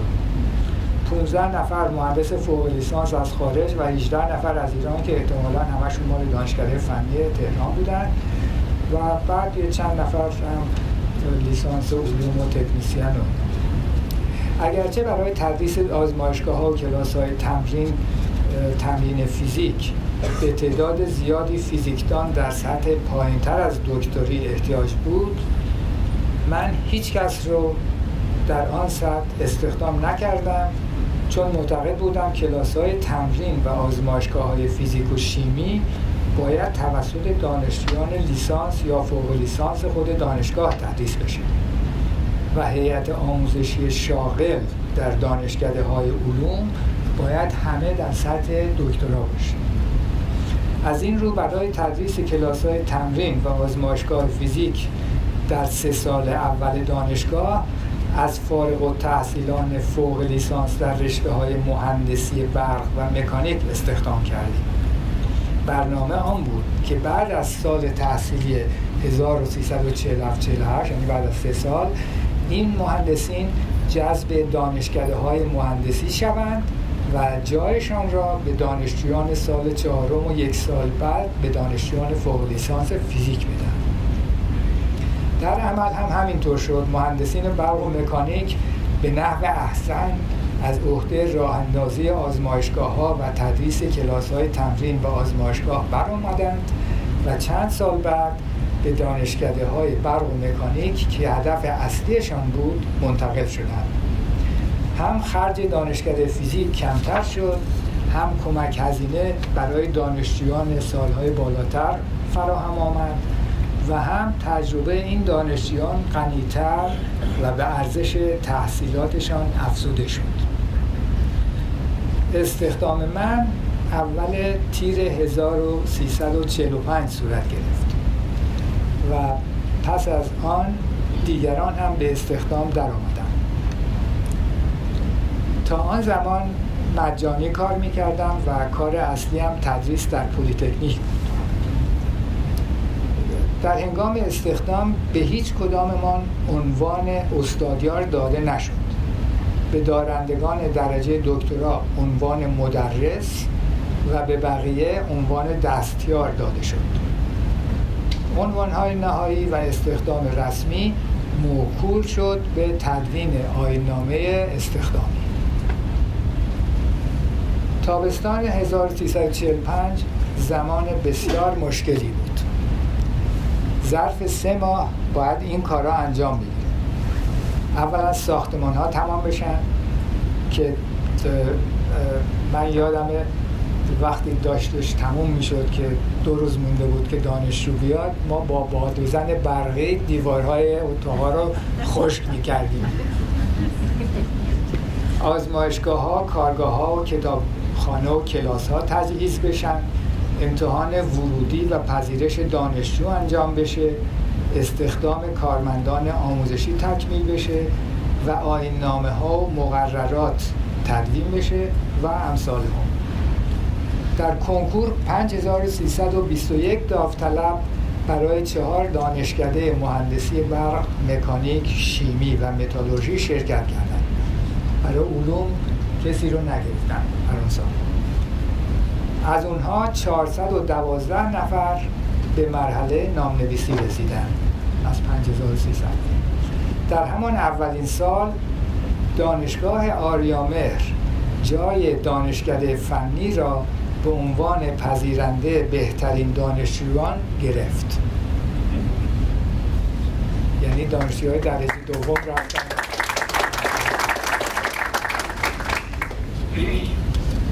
که این واقعا به نظر من فقط برمیگرده به دکتر مشهدی، چون تنها کسی که این دانشجویان رو میشناختن دکتر مشهدی بود. دروس 2 سال اول دروس عمومی و برای تمام دانشجویان یکسان بود. دانشجویان به 10 گروه تقسیم شدند و برنامه درسی تمام گروه‌های کلاس اول یا کلاس دوم روی یک ورق کاغذ جا می‌گرفت. به این ترتیب در 2 سال اول کار تدوین برنامه کلاس‌ها آسان بود و از فضای موجود کلاس آزمایشگاه هم حداکثر استفاده به عمل می‌آمد. در سال اول مثل دبیرستان آن زمان عمل می‌شد. اگر نمره سالیانه درسی از 7 کمتر می‌شد، دانشجو تجدیدی می‌شد. نمره از 1 تا 20. و اگر در امتحان مجدد آن درس باز هم موفق نمی‌شد، باید تمام آن سال را تکرار می‌کرد. پس از کوشش زیاد توانستم مجتهدی را قانع کنم که از سال دوم سیستم را واحدی کنیم، به این معنی که هر درس نیم سال یا 1 ترم طول بکشد و اگر نمره کسی در درسی به 10 نرسد، دانشجو مجبور باشد فقط همان درس را تکرار کند. با این وصف و چون دروس سال دوم هم برای همه رشته‌های یکی بود، هنوز امکان داشت برنامه یکسان برای همه دانشجویان هر کلاس نوشت. اما از سال سوم به بعد سیستم کامل واحدی پیاده شد. اقدامات و روش کار طوری بود که از همون روز اول هم دانشجویان و هم کارکنان فهمیدند که این دانشگاه جدی است. مثلا در سال اول دانشگاه هر شنبه از دانشجویان امتحان به عمل می آمد. شنبه درس نبود، شنبه روز امتحان. 1 هفته ریاضی، هفته بعد فیزیک، هفته بعد شیمی و هفته بعد مجدداً تکرار میشد. امتحان ریاضی، امتحان فیزیک، امتحان شیمی.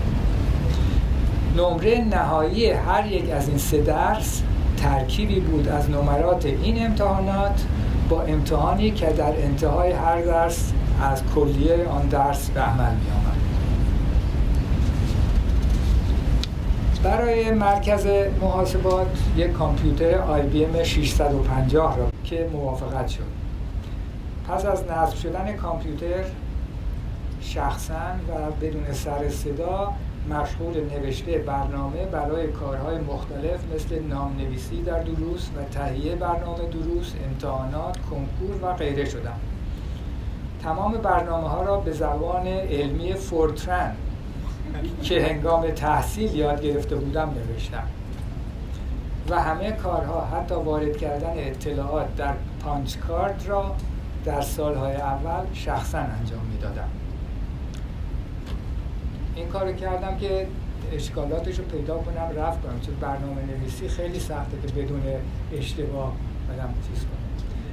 برنامه ها را از اول بر اساس سیستم واحدی نوشتم که خیلی جامع‌تر است و می شود آن را به راحتی برای سیستم قدیمی هم به کار برد.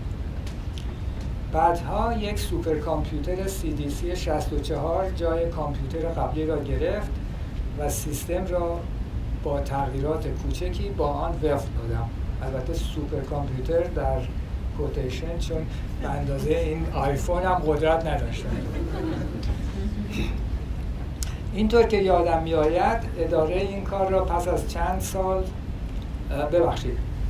بعدها یک سوپر کامپیوتر CDC جای کامپیوتر قبلی را گرفت و سیستمی رو که نوشته بودم با تغییرات کوچکی با آن وفق دادم. اینطور که یادم میاد اداره این کار پس از چند سال به عهده استاد شطرنج آقای مهندس خسرو هرندی گذاشتم که خیلی خوبم از عهده اون برآمد. فکر کنم هنوزم استاد شطرنج میشه. در سال دوم رشته‌های علوم هم اضافه شد. یعنی سال اول فقط 4 رشته مهندسی داشتیم، رشته‌های علوم در سال دوم اضافه شد، اما اکثر متقاضیان در کنکور رشته‌های مهندسی را ترجیح میدادند. یعنی چیز اولشون، انتخاب اولشون رشته‌های مهندسی بود. اون وقت برای اینکه به کلی عد نشن رشته‌های علوم رو هم بعدا می‌ذاشتن. یه چند تا استثناء بود. مثلا شاگرد اول کنکورمون آقای دکتر عرفایی که الان اونجا استاد هستن، ایشون فیزیک رو به عنوان گزینه اول انتخاب کرده بودن. شاگرد اول دیگرمون حسین جلالی کوشکی بود. این 2 نفر معدلشون در کنکور 20 شد.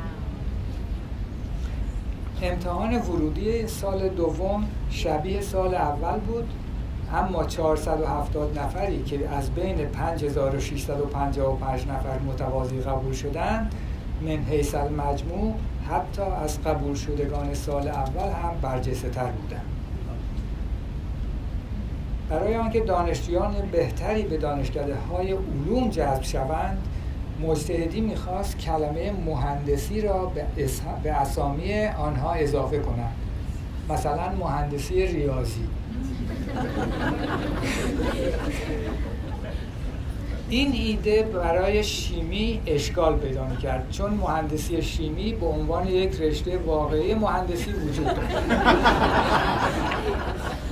قرار شد عنوان مهندسی علوم شیمی به کار گرفته شود. سرانجام پس از مدتی کشمکش این فکر کلاً کنار گذاشته شد و اسامی استاندارد فیزیک، شیمی و ریاضی به کار گرفته شد. این اون برنامه سال اولی که کلاً گفتم در یک ورق کاغذ جا می گرفت برای تمام دانشجوهای سال اول.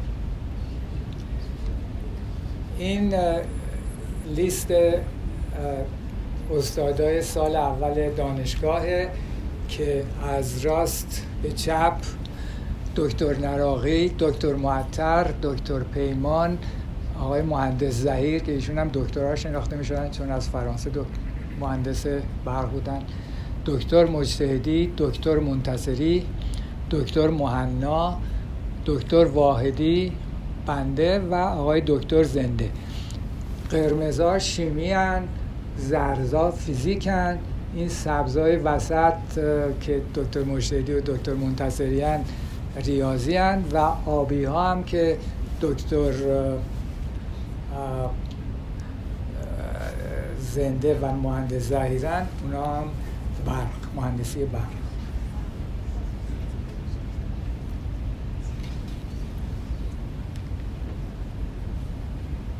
خب این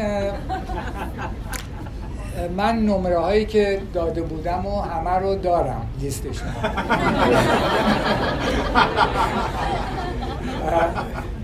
این یکی لیست درس مکانیکه برای گروه 4 برق، یعنی مهندسی برق.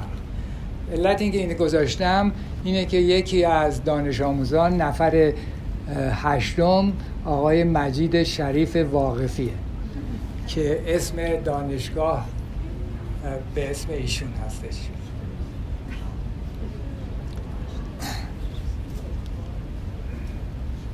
مجتهدی میخواست دانشگاه با دانشگاه‌های پیشرفته دنیا ارتباط داشته از آنها کمک بگیرد، اما نمیخواست به نظر برسد که ما زیر نفوذ یک کشور مثلا امریکا باشیم. پس تصمیم گرفت هر دانشکده با یک دانشگاه خارجی ژونگله بشود، با یک کشور دیگه، کشورهای مختلف. علی‌رغم مخالفت من، او دانشگاه لوزان سوئیس را برای ارتباط با فیزیک تعیین کرد و دانشجویان فیزیک مجبور شدند در درس زبان فرانسه را انتخاب کنند.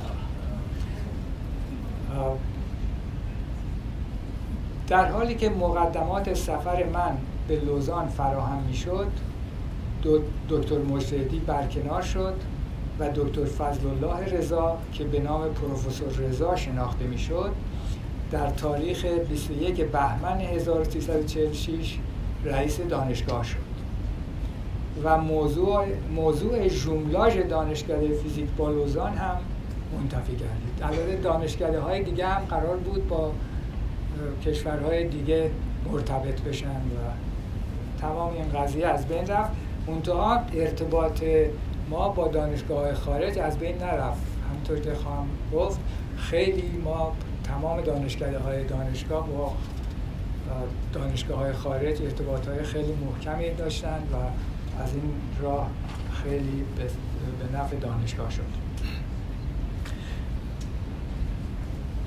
عامل مهمتری که به پیشرفت دانشگاه لطمه زد موضوع انتقال آن به اصفهان بود که در سال دوم یا سوم توسط افراد با نفوذ مطرح شد و مورد موافقت شاه قرار گرفت.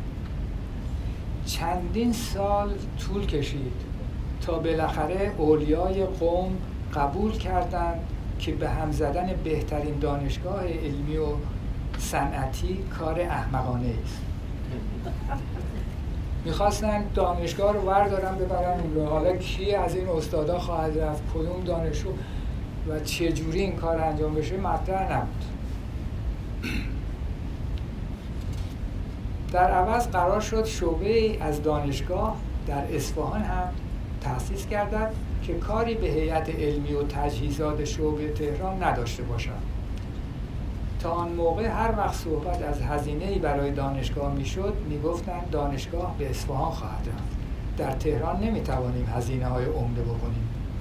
مثلا سالها ساختمانی برای دانشکده فیزیک ساخته نشد و فیزیک در ساختمان زبان که با عجله برای سال اول دانشگاه ساخته شده بود قرار داشت.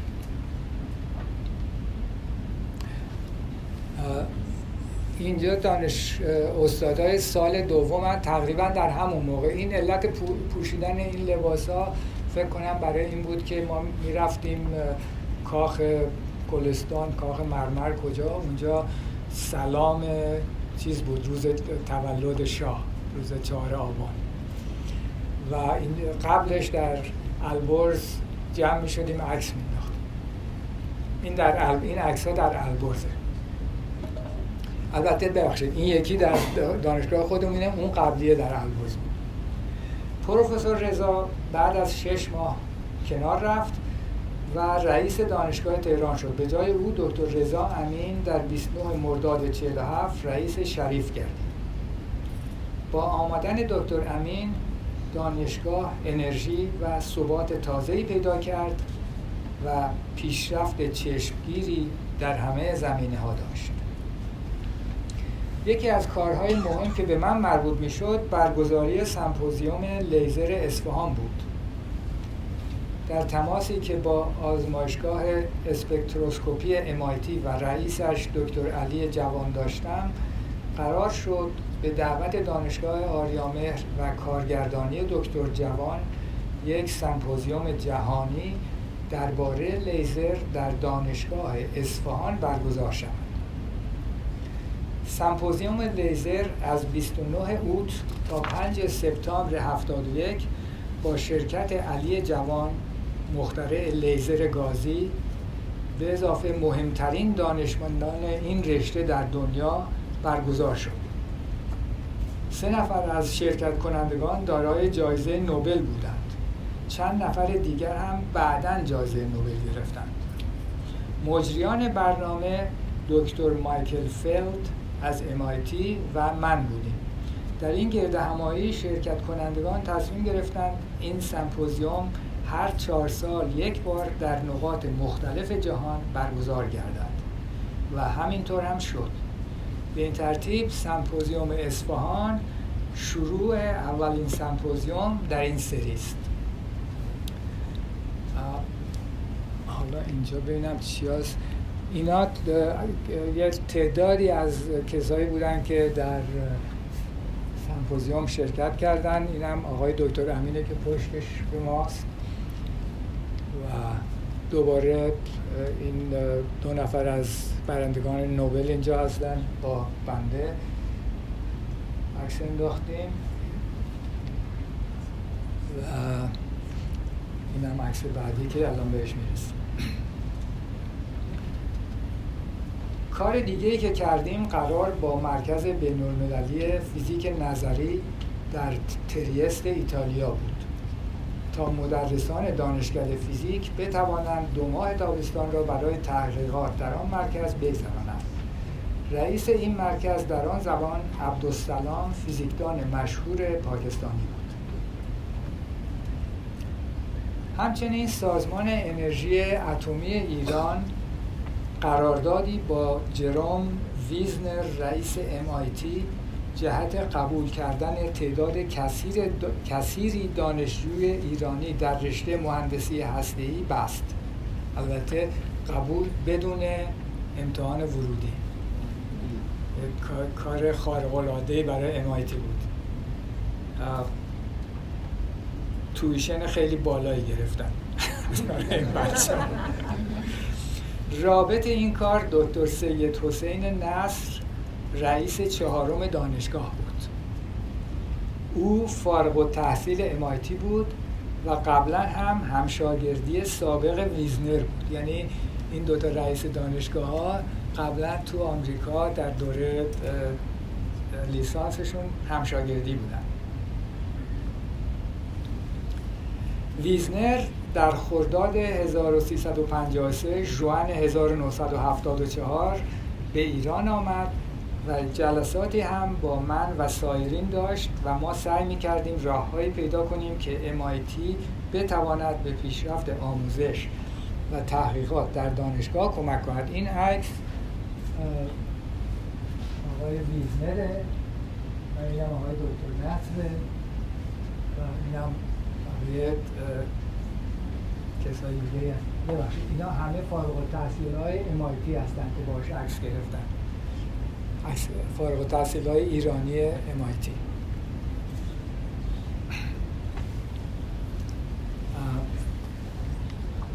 اینم یه عکس دیگه‌ایه که در یک جلسه با آقای ویزنر دیدیم که آقای دکتر نصر و آقای دکتر زرخانی و آقای دکتر توسی و اینم حقیر.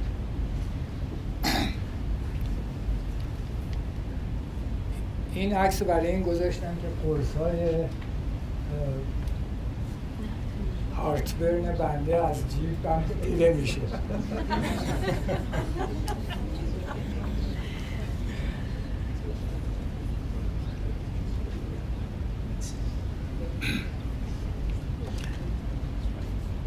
نظیر اقداماتی که ما در دانشکده فیزیک می‌کردیم و من اونا رو برای شما توصیف کردم در همه دانشکده‌های دانشگاه هم بود، شاید حتی بیشتر.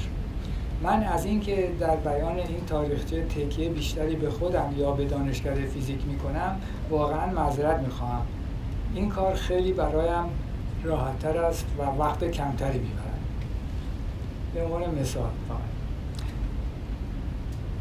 باری برادرم دکتر محمد حسین پرتوی در سال 1347 قبل از شروع سال تحصیلی سوم به دانشکده فیزیک پیوست و در سال تحصیلی 48-49 که من برای فرصت مطالعاتی یا سباتیکال لیو به MIT رفتم، دکتر فرهاد ریاحی هم در اون زمان ریاست دانشکده فیزیک رو به عهده گرفت، یعنی رئیس دوم دانشکده دکتر فرهاد ریاحی بود. من پیشنهاد کرده بودم و دانشکده‌مونم تصویب کرد که ریاست دانشکده بچرخه و همه فرصت این داشته باشن که همه استادا که رئیس دانشکده بشن و تا اونجایی که من میدونم این روال ادامه داشته. البته الان نمیدونم همونجور هست یا نه، ولی ما تا اون موقعی که من اونجا بودم این کار رو انجام دادیم و خیلی خوب شد، برای اینکه همه دیدن. 2 سال بله؟ 2 ساله با انتخابات. الان 2 سال است با انتخابات، پس همون رویه رو ادامه میکنن. اون موقع انتخابات بود ولی سعی میشد که همه شرکت کنن، یعنی که واقعا وارد بشن به مشکلات کار و میدونی باعث میشد که همه انسجام بیشتری با هم داشته باشیم. خیلی ممنون.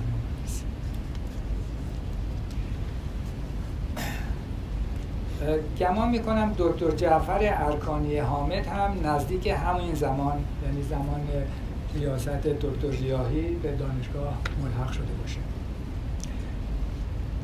در خاتمه تاکید میکنم که هرچند دانشگاهیان دانشگاه صنعتی شلیف خیلی برای این دانشگاه زحمت کشیده و میکشند، اما علت اصلی موفقیت اون کار زیاد، استعداد و ابتکار دانشجویان اون بوده.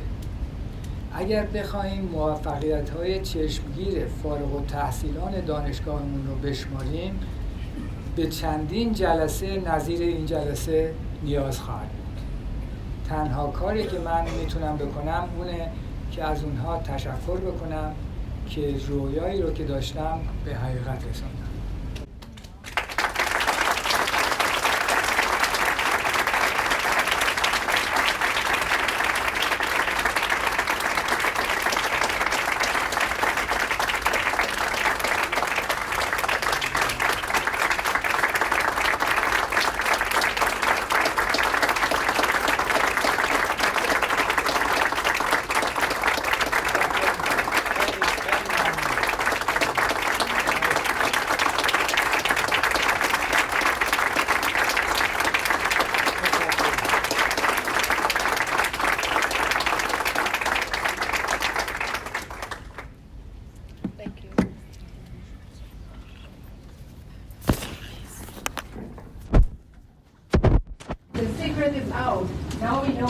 Who made it so hard for us to get out of that school?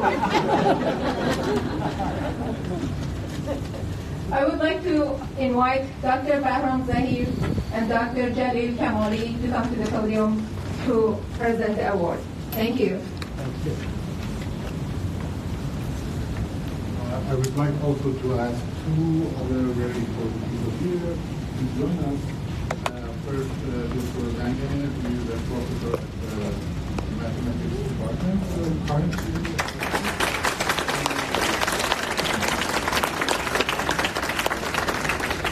Second is Mrs. Saeed Partovi.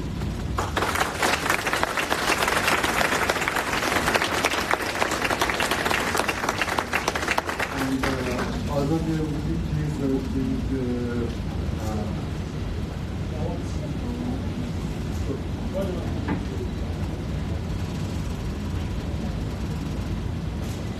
I leave it to you to make.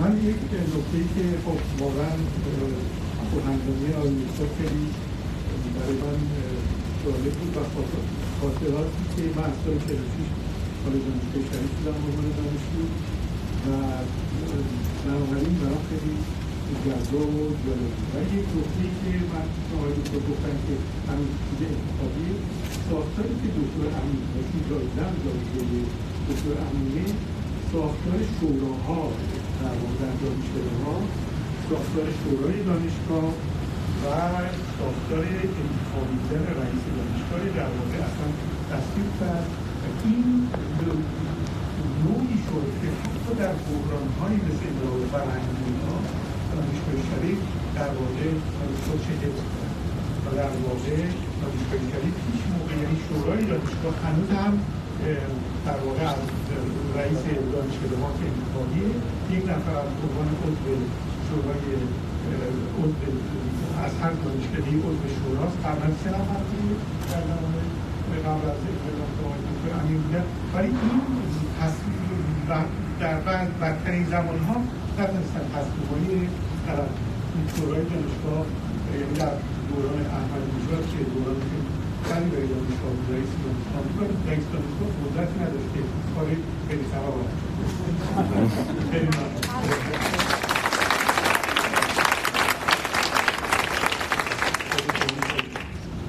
کاملا درست. توی فیزیک هم شورای دانشکده رئیس دانشگاه که میزها سعیشون که بعد همین خود رئیس دانشگاه بودن ولی یه گروه بودن، ولی افراد مختلف بودن رئیس دانشگاه و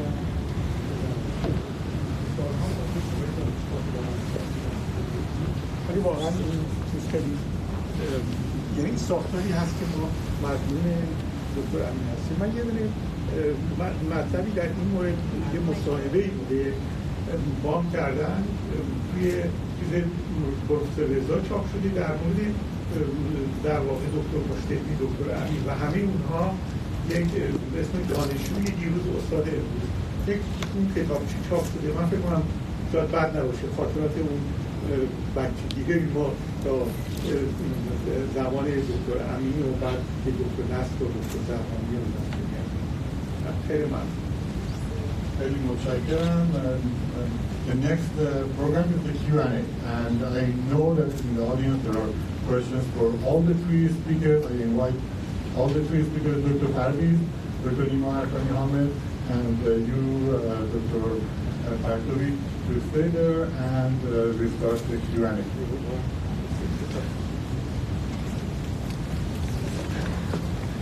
Please. I would act as them.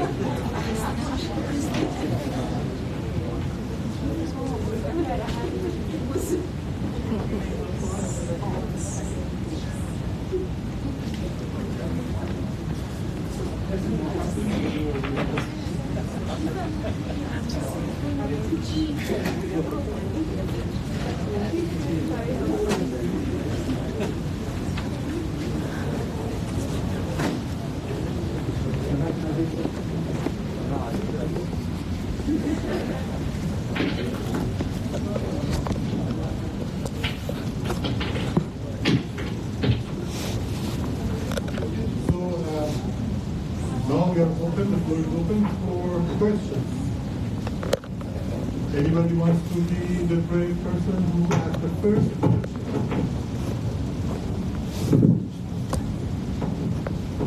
There is one gentleman over here.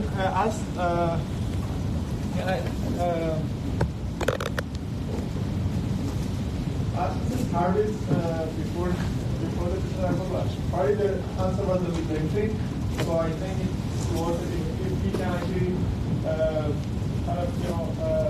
elaborate on what we think was the most challenging part, that made Google Glass not really popular afterwards. So I'm happy to talk about it, but I would say I would invite all of us to direct most of the questions to Professor Partovi, because I think he's like the most interesting person, and we're so fortunate to have him with us. I was really inspired by his talk, so I think we should take advantage of this opportunity. If you guys don't ask, I'm going to ask him questions. Yeah.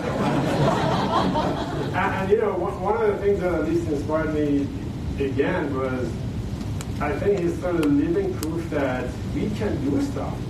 here it is. So he started an amazing university as a founder. He did this amazing science technology and graduates, and he's the living proof. So this is, for me personally, really incredibly inspiring.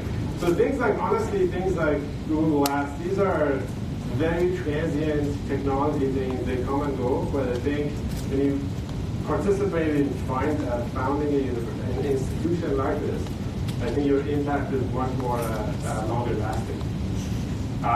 So I think just very briefly, since you asked about this particular thing, the tax on actually individuals to accept something that they carry all the time is pretty high. So I think to make that worthwhile, there's a lot of human factor issues that we need to figure out. There was a lot of use cases that we did not figure out, and there's some business cases that we didn't figure out. So all of those issues were there. But I think the most difficult things that is an unsolved problem is the optics one. So many issues, but again, I think we have an opportunity to ask really awesome questions from the people to my left. So I encourage all of us to kind of drift this way. Thank you. So next question, yes. Samuel Partovi. I think I'm going to speak English so I can get this done.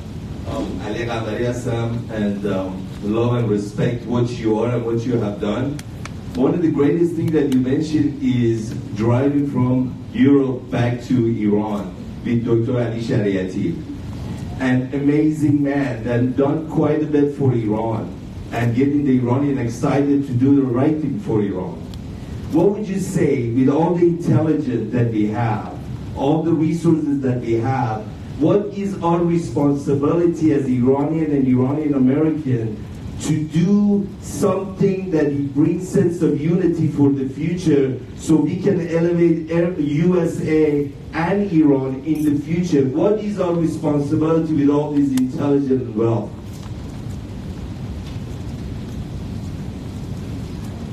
Very difficult question. Most of us here are dual citizens of the U.S. and Iran. Right now, we have a big problem in the U.S. too.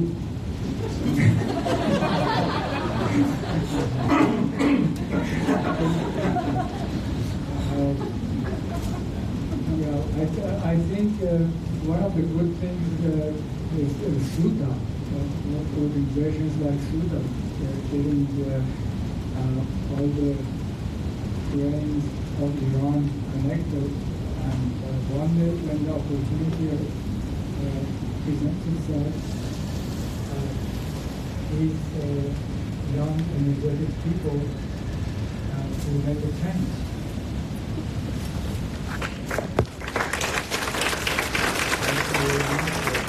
One very quick quote that I have to make is that SUTA is non-political, no affiliation, and we are not pro or group. I told you maybe not.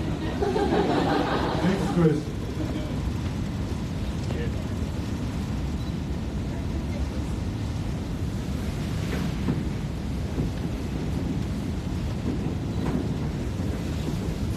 Dr. Partovi, thank you so much for doing so much for the education. And I'm wondering how do you think about the current standards and the current level of education in Shari? I'm not an authority on that. However, from what I see, still we are producing very good students, and they are admitted to the best universities in the U.S. And later they become innovators. I think Shari is in good shape. If there wasn't all the turmoil and the difficulties that it has had along the way, perhaps it would have been even better and more effective. But still, I think it's a force to reckon.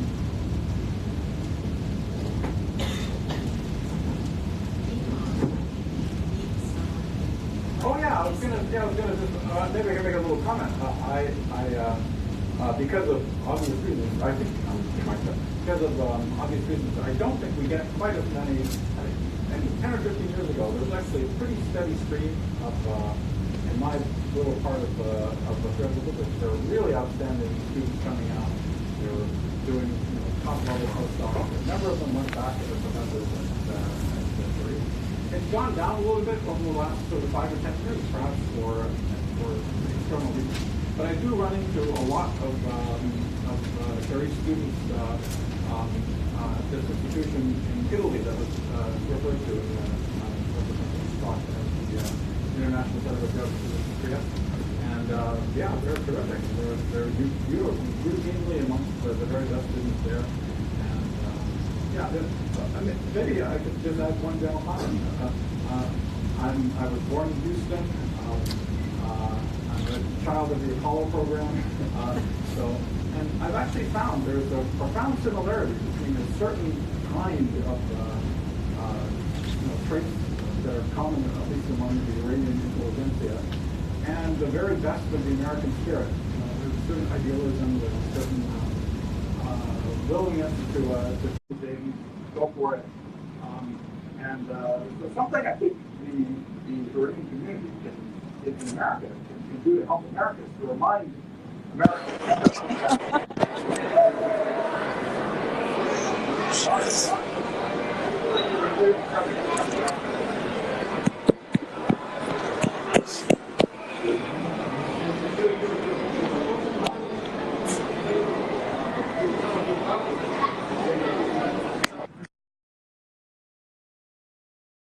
Your brother also was a professor at Charity University. Can you tell us more about him? And we also saw one place named after even your brother in physics department. So I would like to know more about that. Unfortunately, the time did not allow me to go beyond the first 2 years. That's why you did not see any pictures of my brother or his dad. And a lot of the faculty.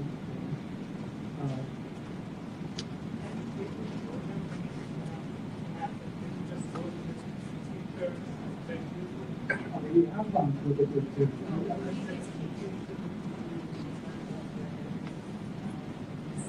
Oh, seminar that is named after my book.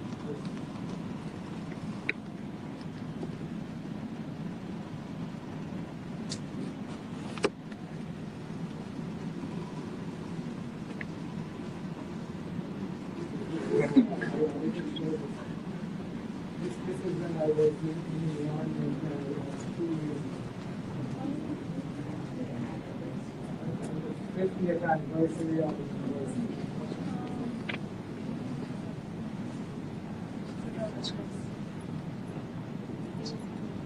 Okay, this was 1 minute.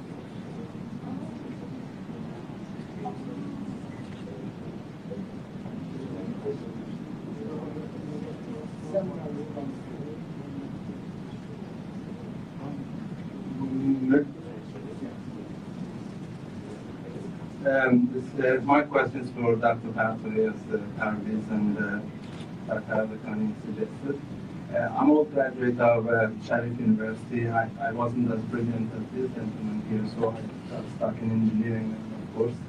I worked for high-tech companies. Last 13 years I've been in Seattle and all that with Ali Hamad and the rest of Iranians here. We've been helping Iranian community. So what we are lacking or missing, though, is trying to see people like Dr. Mujtahidi, more of Dr. Mujtahidi, who are helping Iranian society. And every day we are seeing that this is getting worse and worse with the discrimination and sanctions and all that. It's probably 10 times more difficult than Dr. Mujtahidi in your time when you made that dream come true and establishing Sharif University. Despite all these difficulties, I want to know, what's your next dream to take that old dream to next level? Despite all these challenges, what's your dream for Sharif University or for Iran as a whole in terms of education establishments, and for Iranians who have become brilliant in US with having education back there in that university and contributing most of their education to US and Western world, even though we have one global village thing these days, but in reality we see that leaders of the West world can just stop that in a second and say, no, these benefits are only for us and not for you. How can we dream bigger?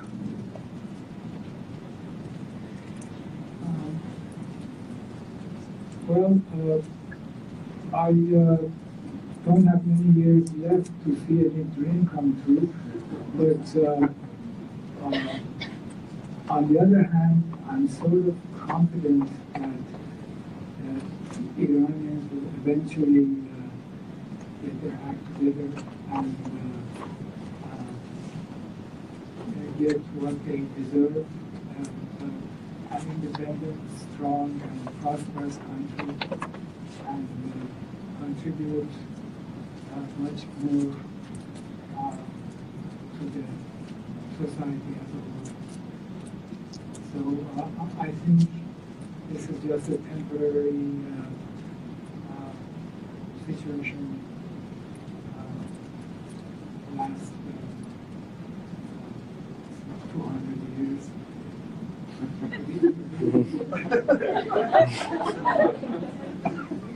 And we will eventually come out.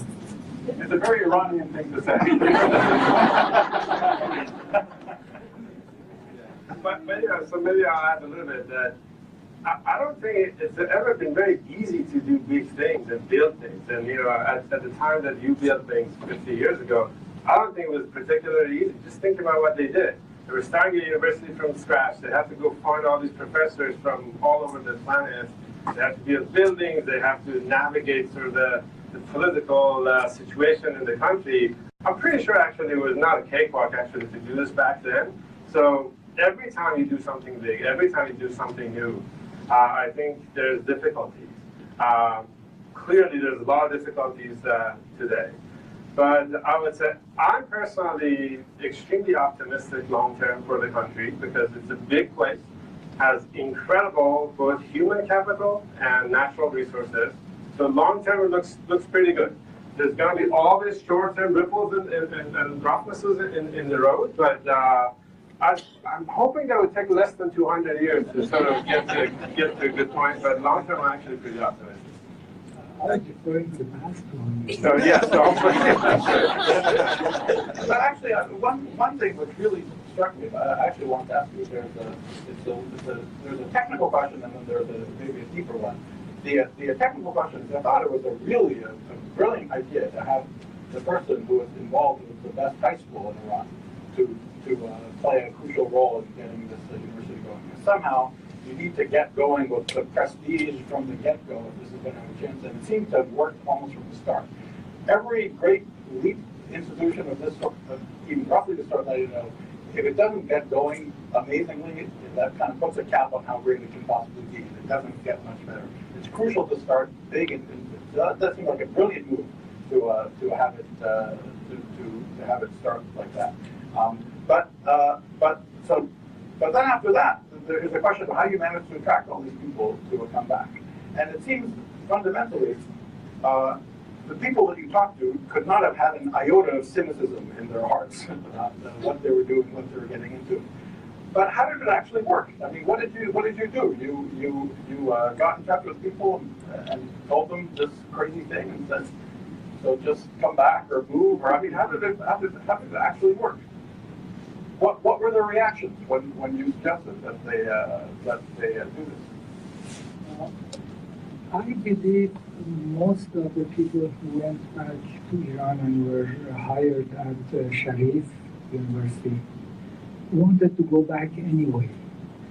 Our role was to get them to come to Sharif and not to other universities, or the better ones to come to Sharif. So I don't think we changed anybody's mind, especially in the first 2 years when everything was so uncertain. Changed their mind not to stay and come back to Iran. I think they wanted to come anyway. Well, that's quite remarkable. That's quite remarkable. Whatever was going on in the 20 years previous to that was creating a generation of people who felt this fervent desire to do that. Because as you said, including yourself, there are a lot of people who had lots of other options. So it was not a totally obvious thing to do. And whatever it is that made that happen, it's the opposite of a certain kind of cynicism that permeates a lot of, not just Iranian society, I think, a lot of the world is filled with a certain kind of cynicism these days. Whatever we can do to put back in the water to get people to have that kind of point of view about things is very important. Yeah. What happened is that in those days, leaders can actually say, they tell them about how much they pay the professors at Sharif University. That made a huge difference. Yes.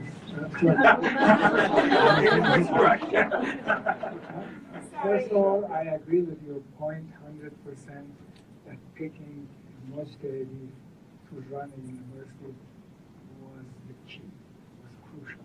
Yeah.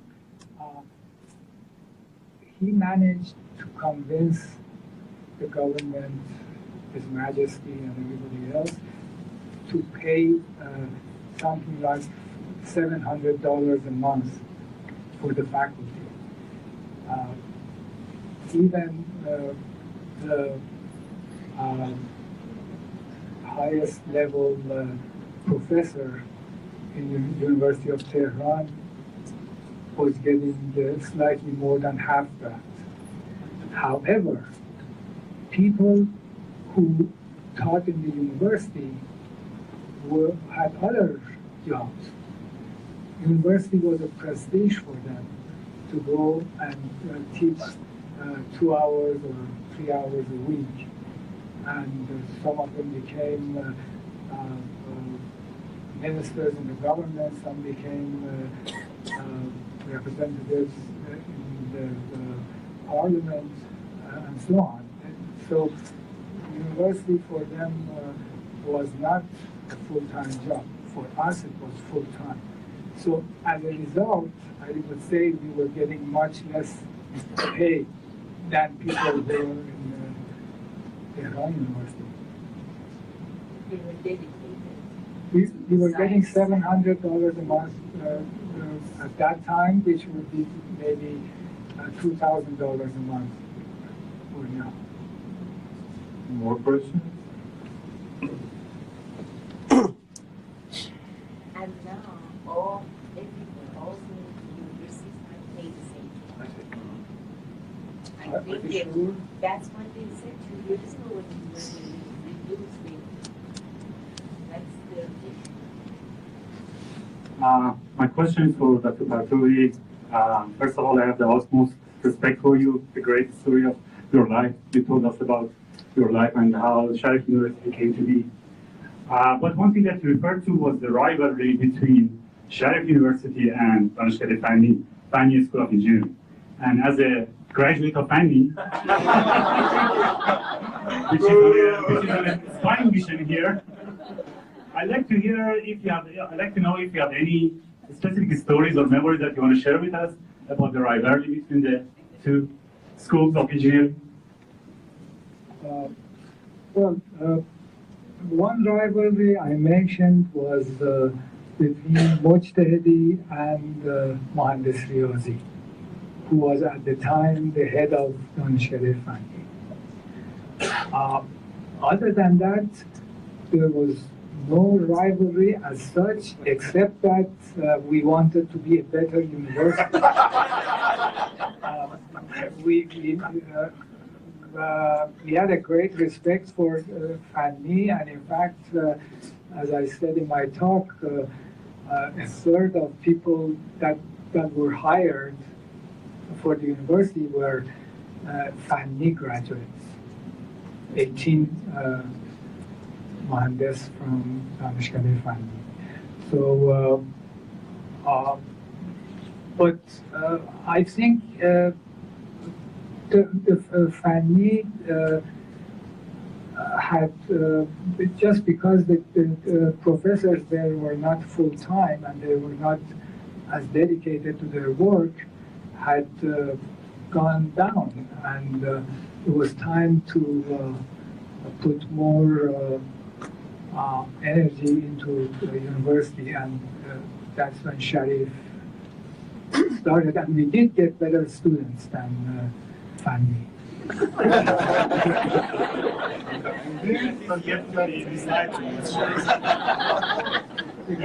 After a few years, the entrance exam was the same for all the universities in Iran, and you could compare how the students chose. Maybe I just said we need two more questions because we have a few other things to do and we have to leave by 7. So, Mr. Moderator.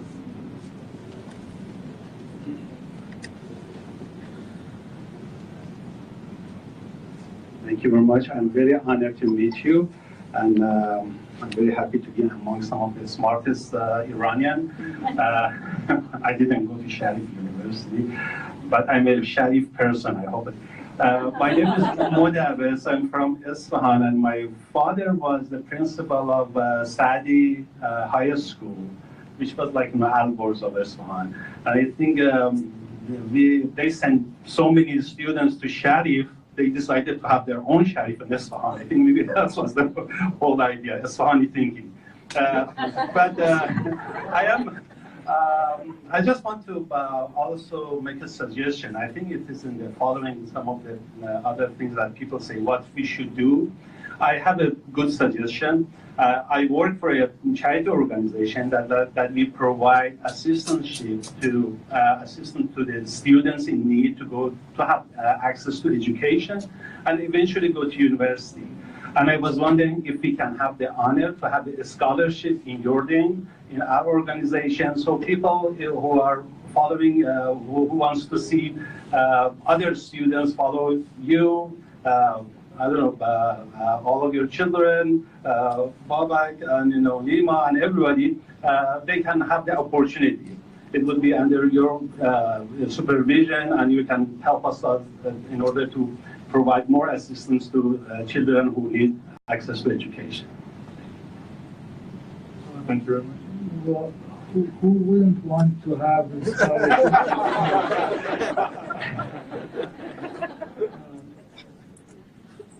I don't think I am at that level to have a scholarship in my name, really, and I'm really speechless for all this honor that I'm getting today, which I definitely don't deserve.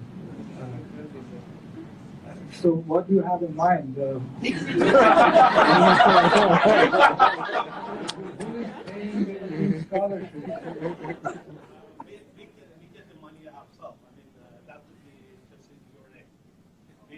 Don't worry about that. My advice is do more research and perhaps someone who really deserves. No, we have a scholarship in the name of others as well. And I think it would be an honor to have us. Well, you won't get any resistance from me. I'm just telling you that you should get the people who really deserve and have a scholarship. So the last question is from Lydia. Hi, I'm Suhaila Khosrawani. I didn't go to Sharif University. A comment and a question. So when I was in Khwarazmi in mathematics, and there was really a big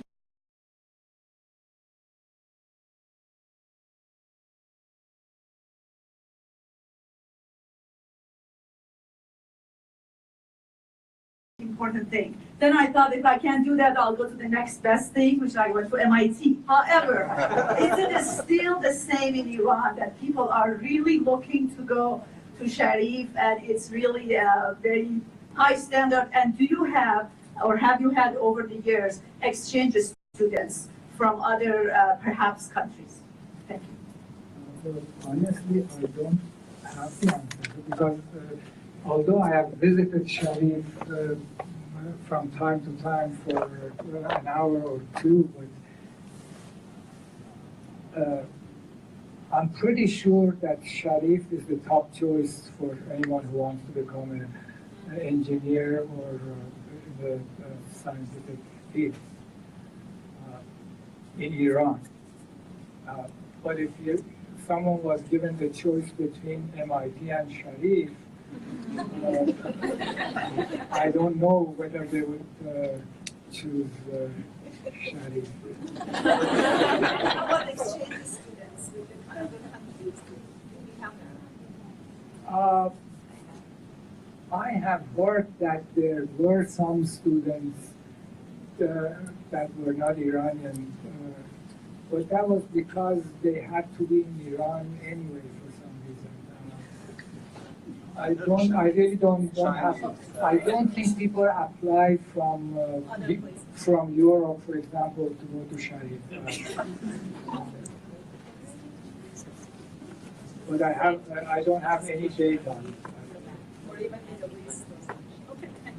Thank you very much.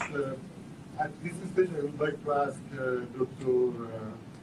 Hojiabai and Mrs. Rajabi to come and we have a very small token of appreciation for the three speakers that I asked these two SUTA members to come and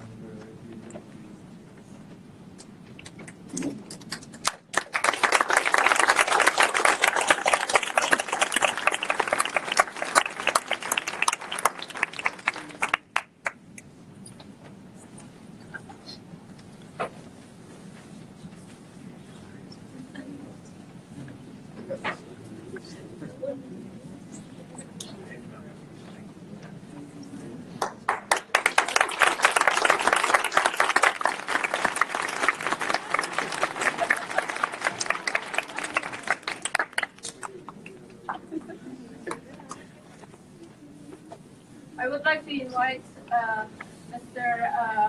Dr. Human to come for final remarks. Thank you very much for everybody for coming today here. 2 years ago, we have lots of active associations in Seattle. We have IACA, we have mostly in the cultural field. We have IACA, we have a group of Sherwadat here in Seattle, they are very active. We have Isfahan and Seattle Sisters.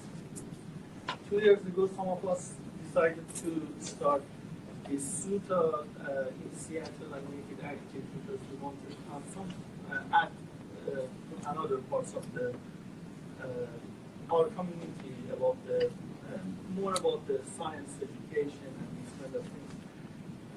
And we are very grateful that we have the Partovi here in our city, which is now becoming one of the close this association. I would like to thank Babak. Thank you very much.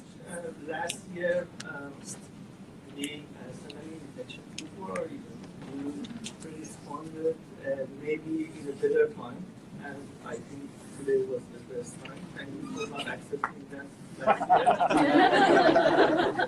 Around the same time, when we were looking for another speaker last year, I saw Hadi in Noruz in Seattle, and he was doing a live Facebook there. So I said, he's a cool guy, he will come to our event. So we sent a message to Hadi, and the answer that we got from him was stunning.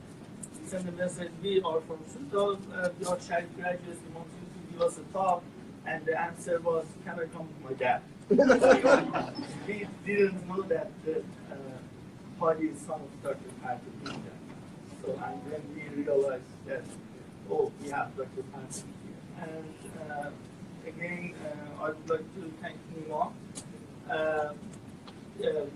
Contacting, thank you for answering some of our emails. It's a great honor. From every 30 emails that we were sending, we were lucky if we get response of one.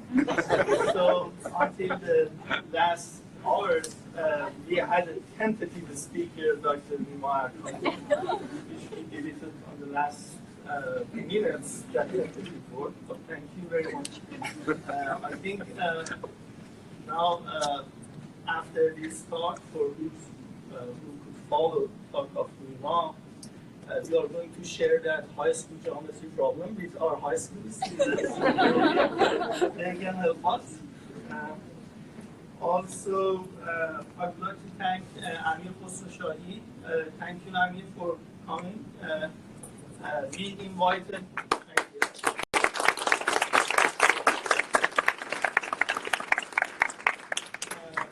We invited Amir as a speaker to our event, but he had some scheduled, some conflicts, but he made it later, and we hope that we can have Amir maybe next year as a speaker in our event. Thank you very much. Also, I would like to thank Amin for coming. And also, finally, I want to thank our sponsors who without them it wasn't possible to have this. From IACA and Cherry Street, Coffee, Mr. Mambari, from Wells Fargo, Home Mortgage, Ms. Mayam Shariat, those beautiful gifts under your chairs. Please take them. If you have a house, then you buy another. And from Motion Metrics, which is a tech company in Vancouver, they contributed to our society. And finally, I just want to thank Lojdan, Mahdi, Azade, Bahram, and Fatima who were helping us to do this event. And I encourage all other members, everybody. You don't have to be a Sharif alumni or Sharif student before that to join us. Just if you want to help us, send us a note to us, and I think we have to lead a very good lead. So, thank you.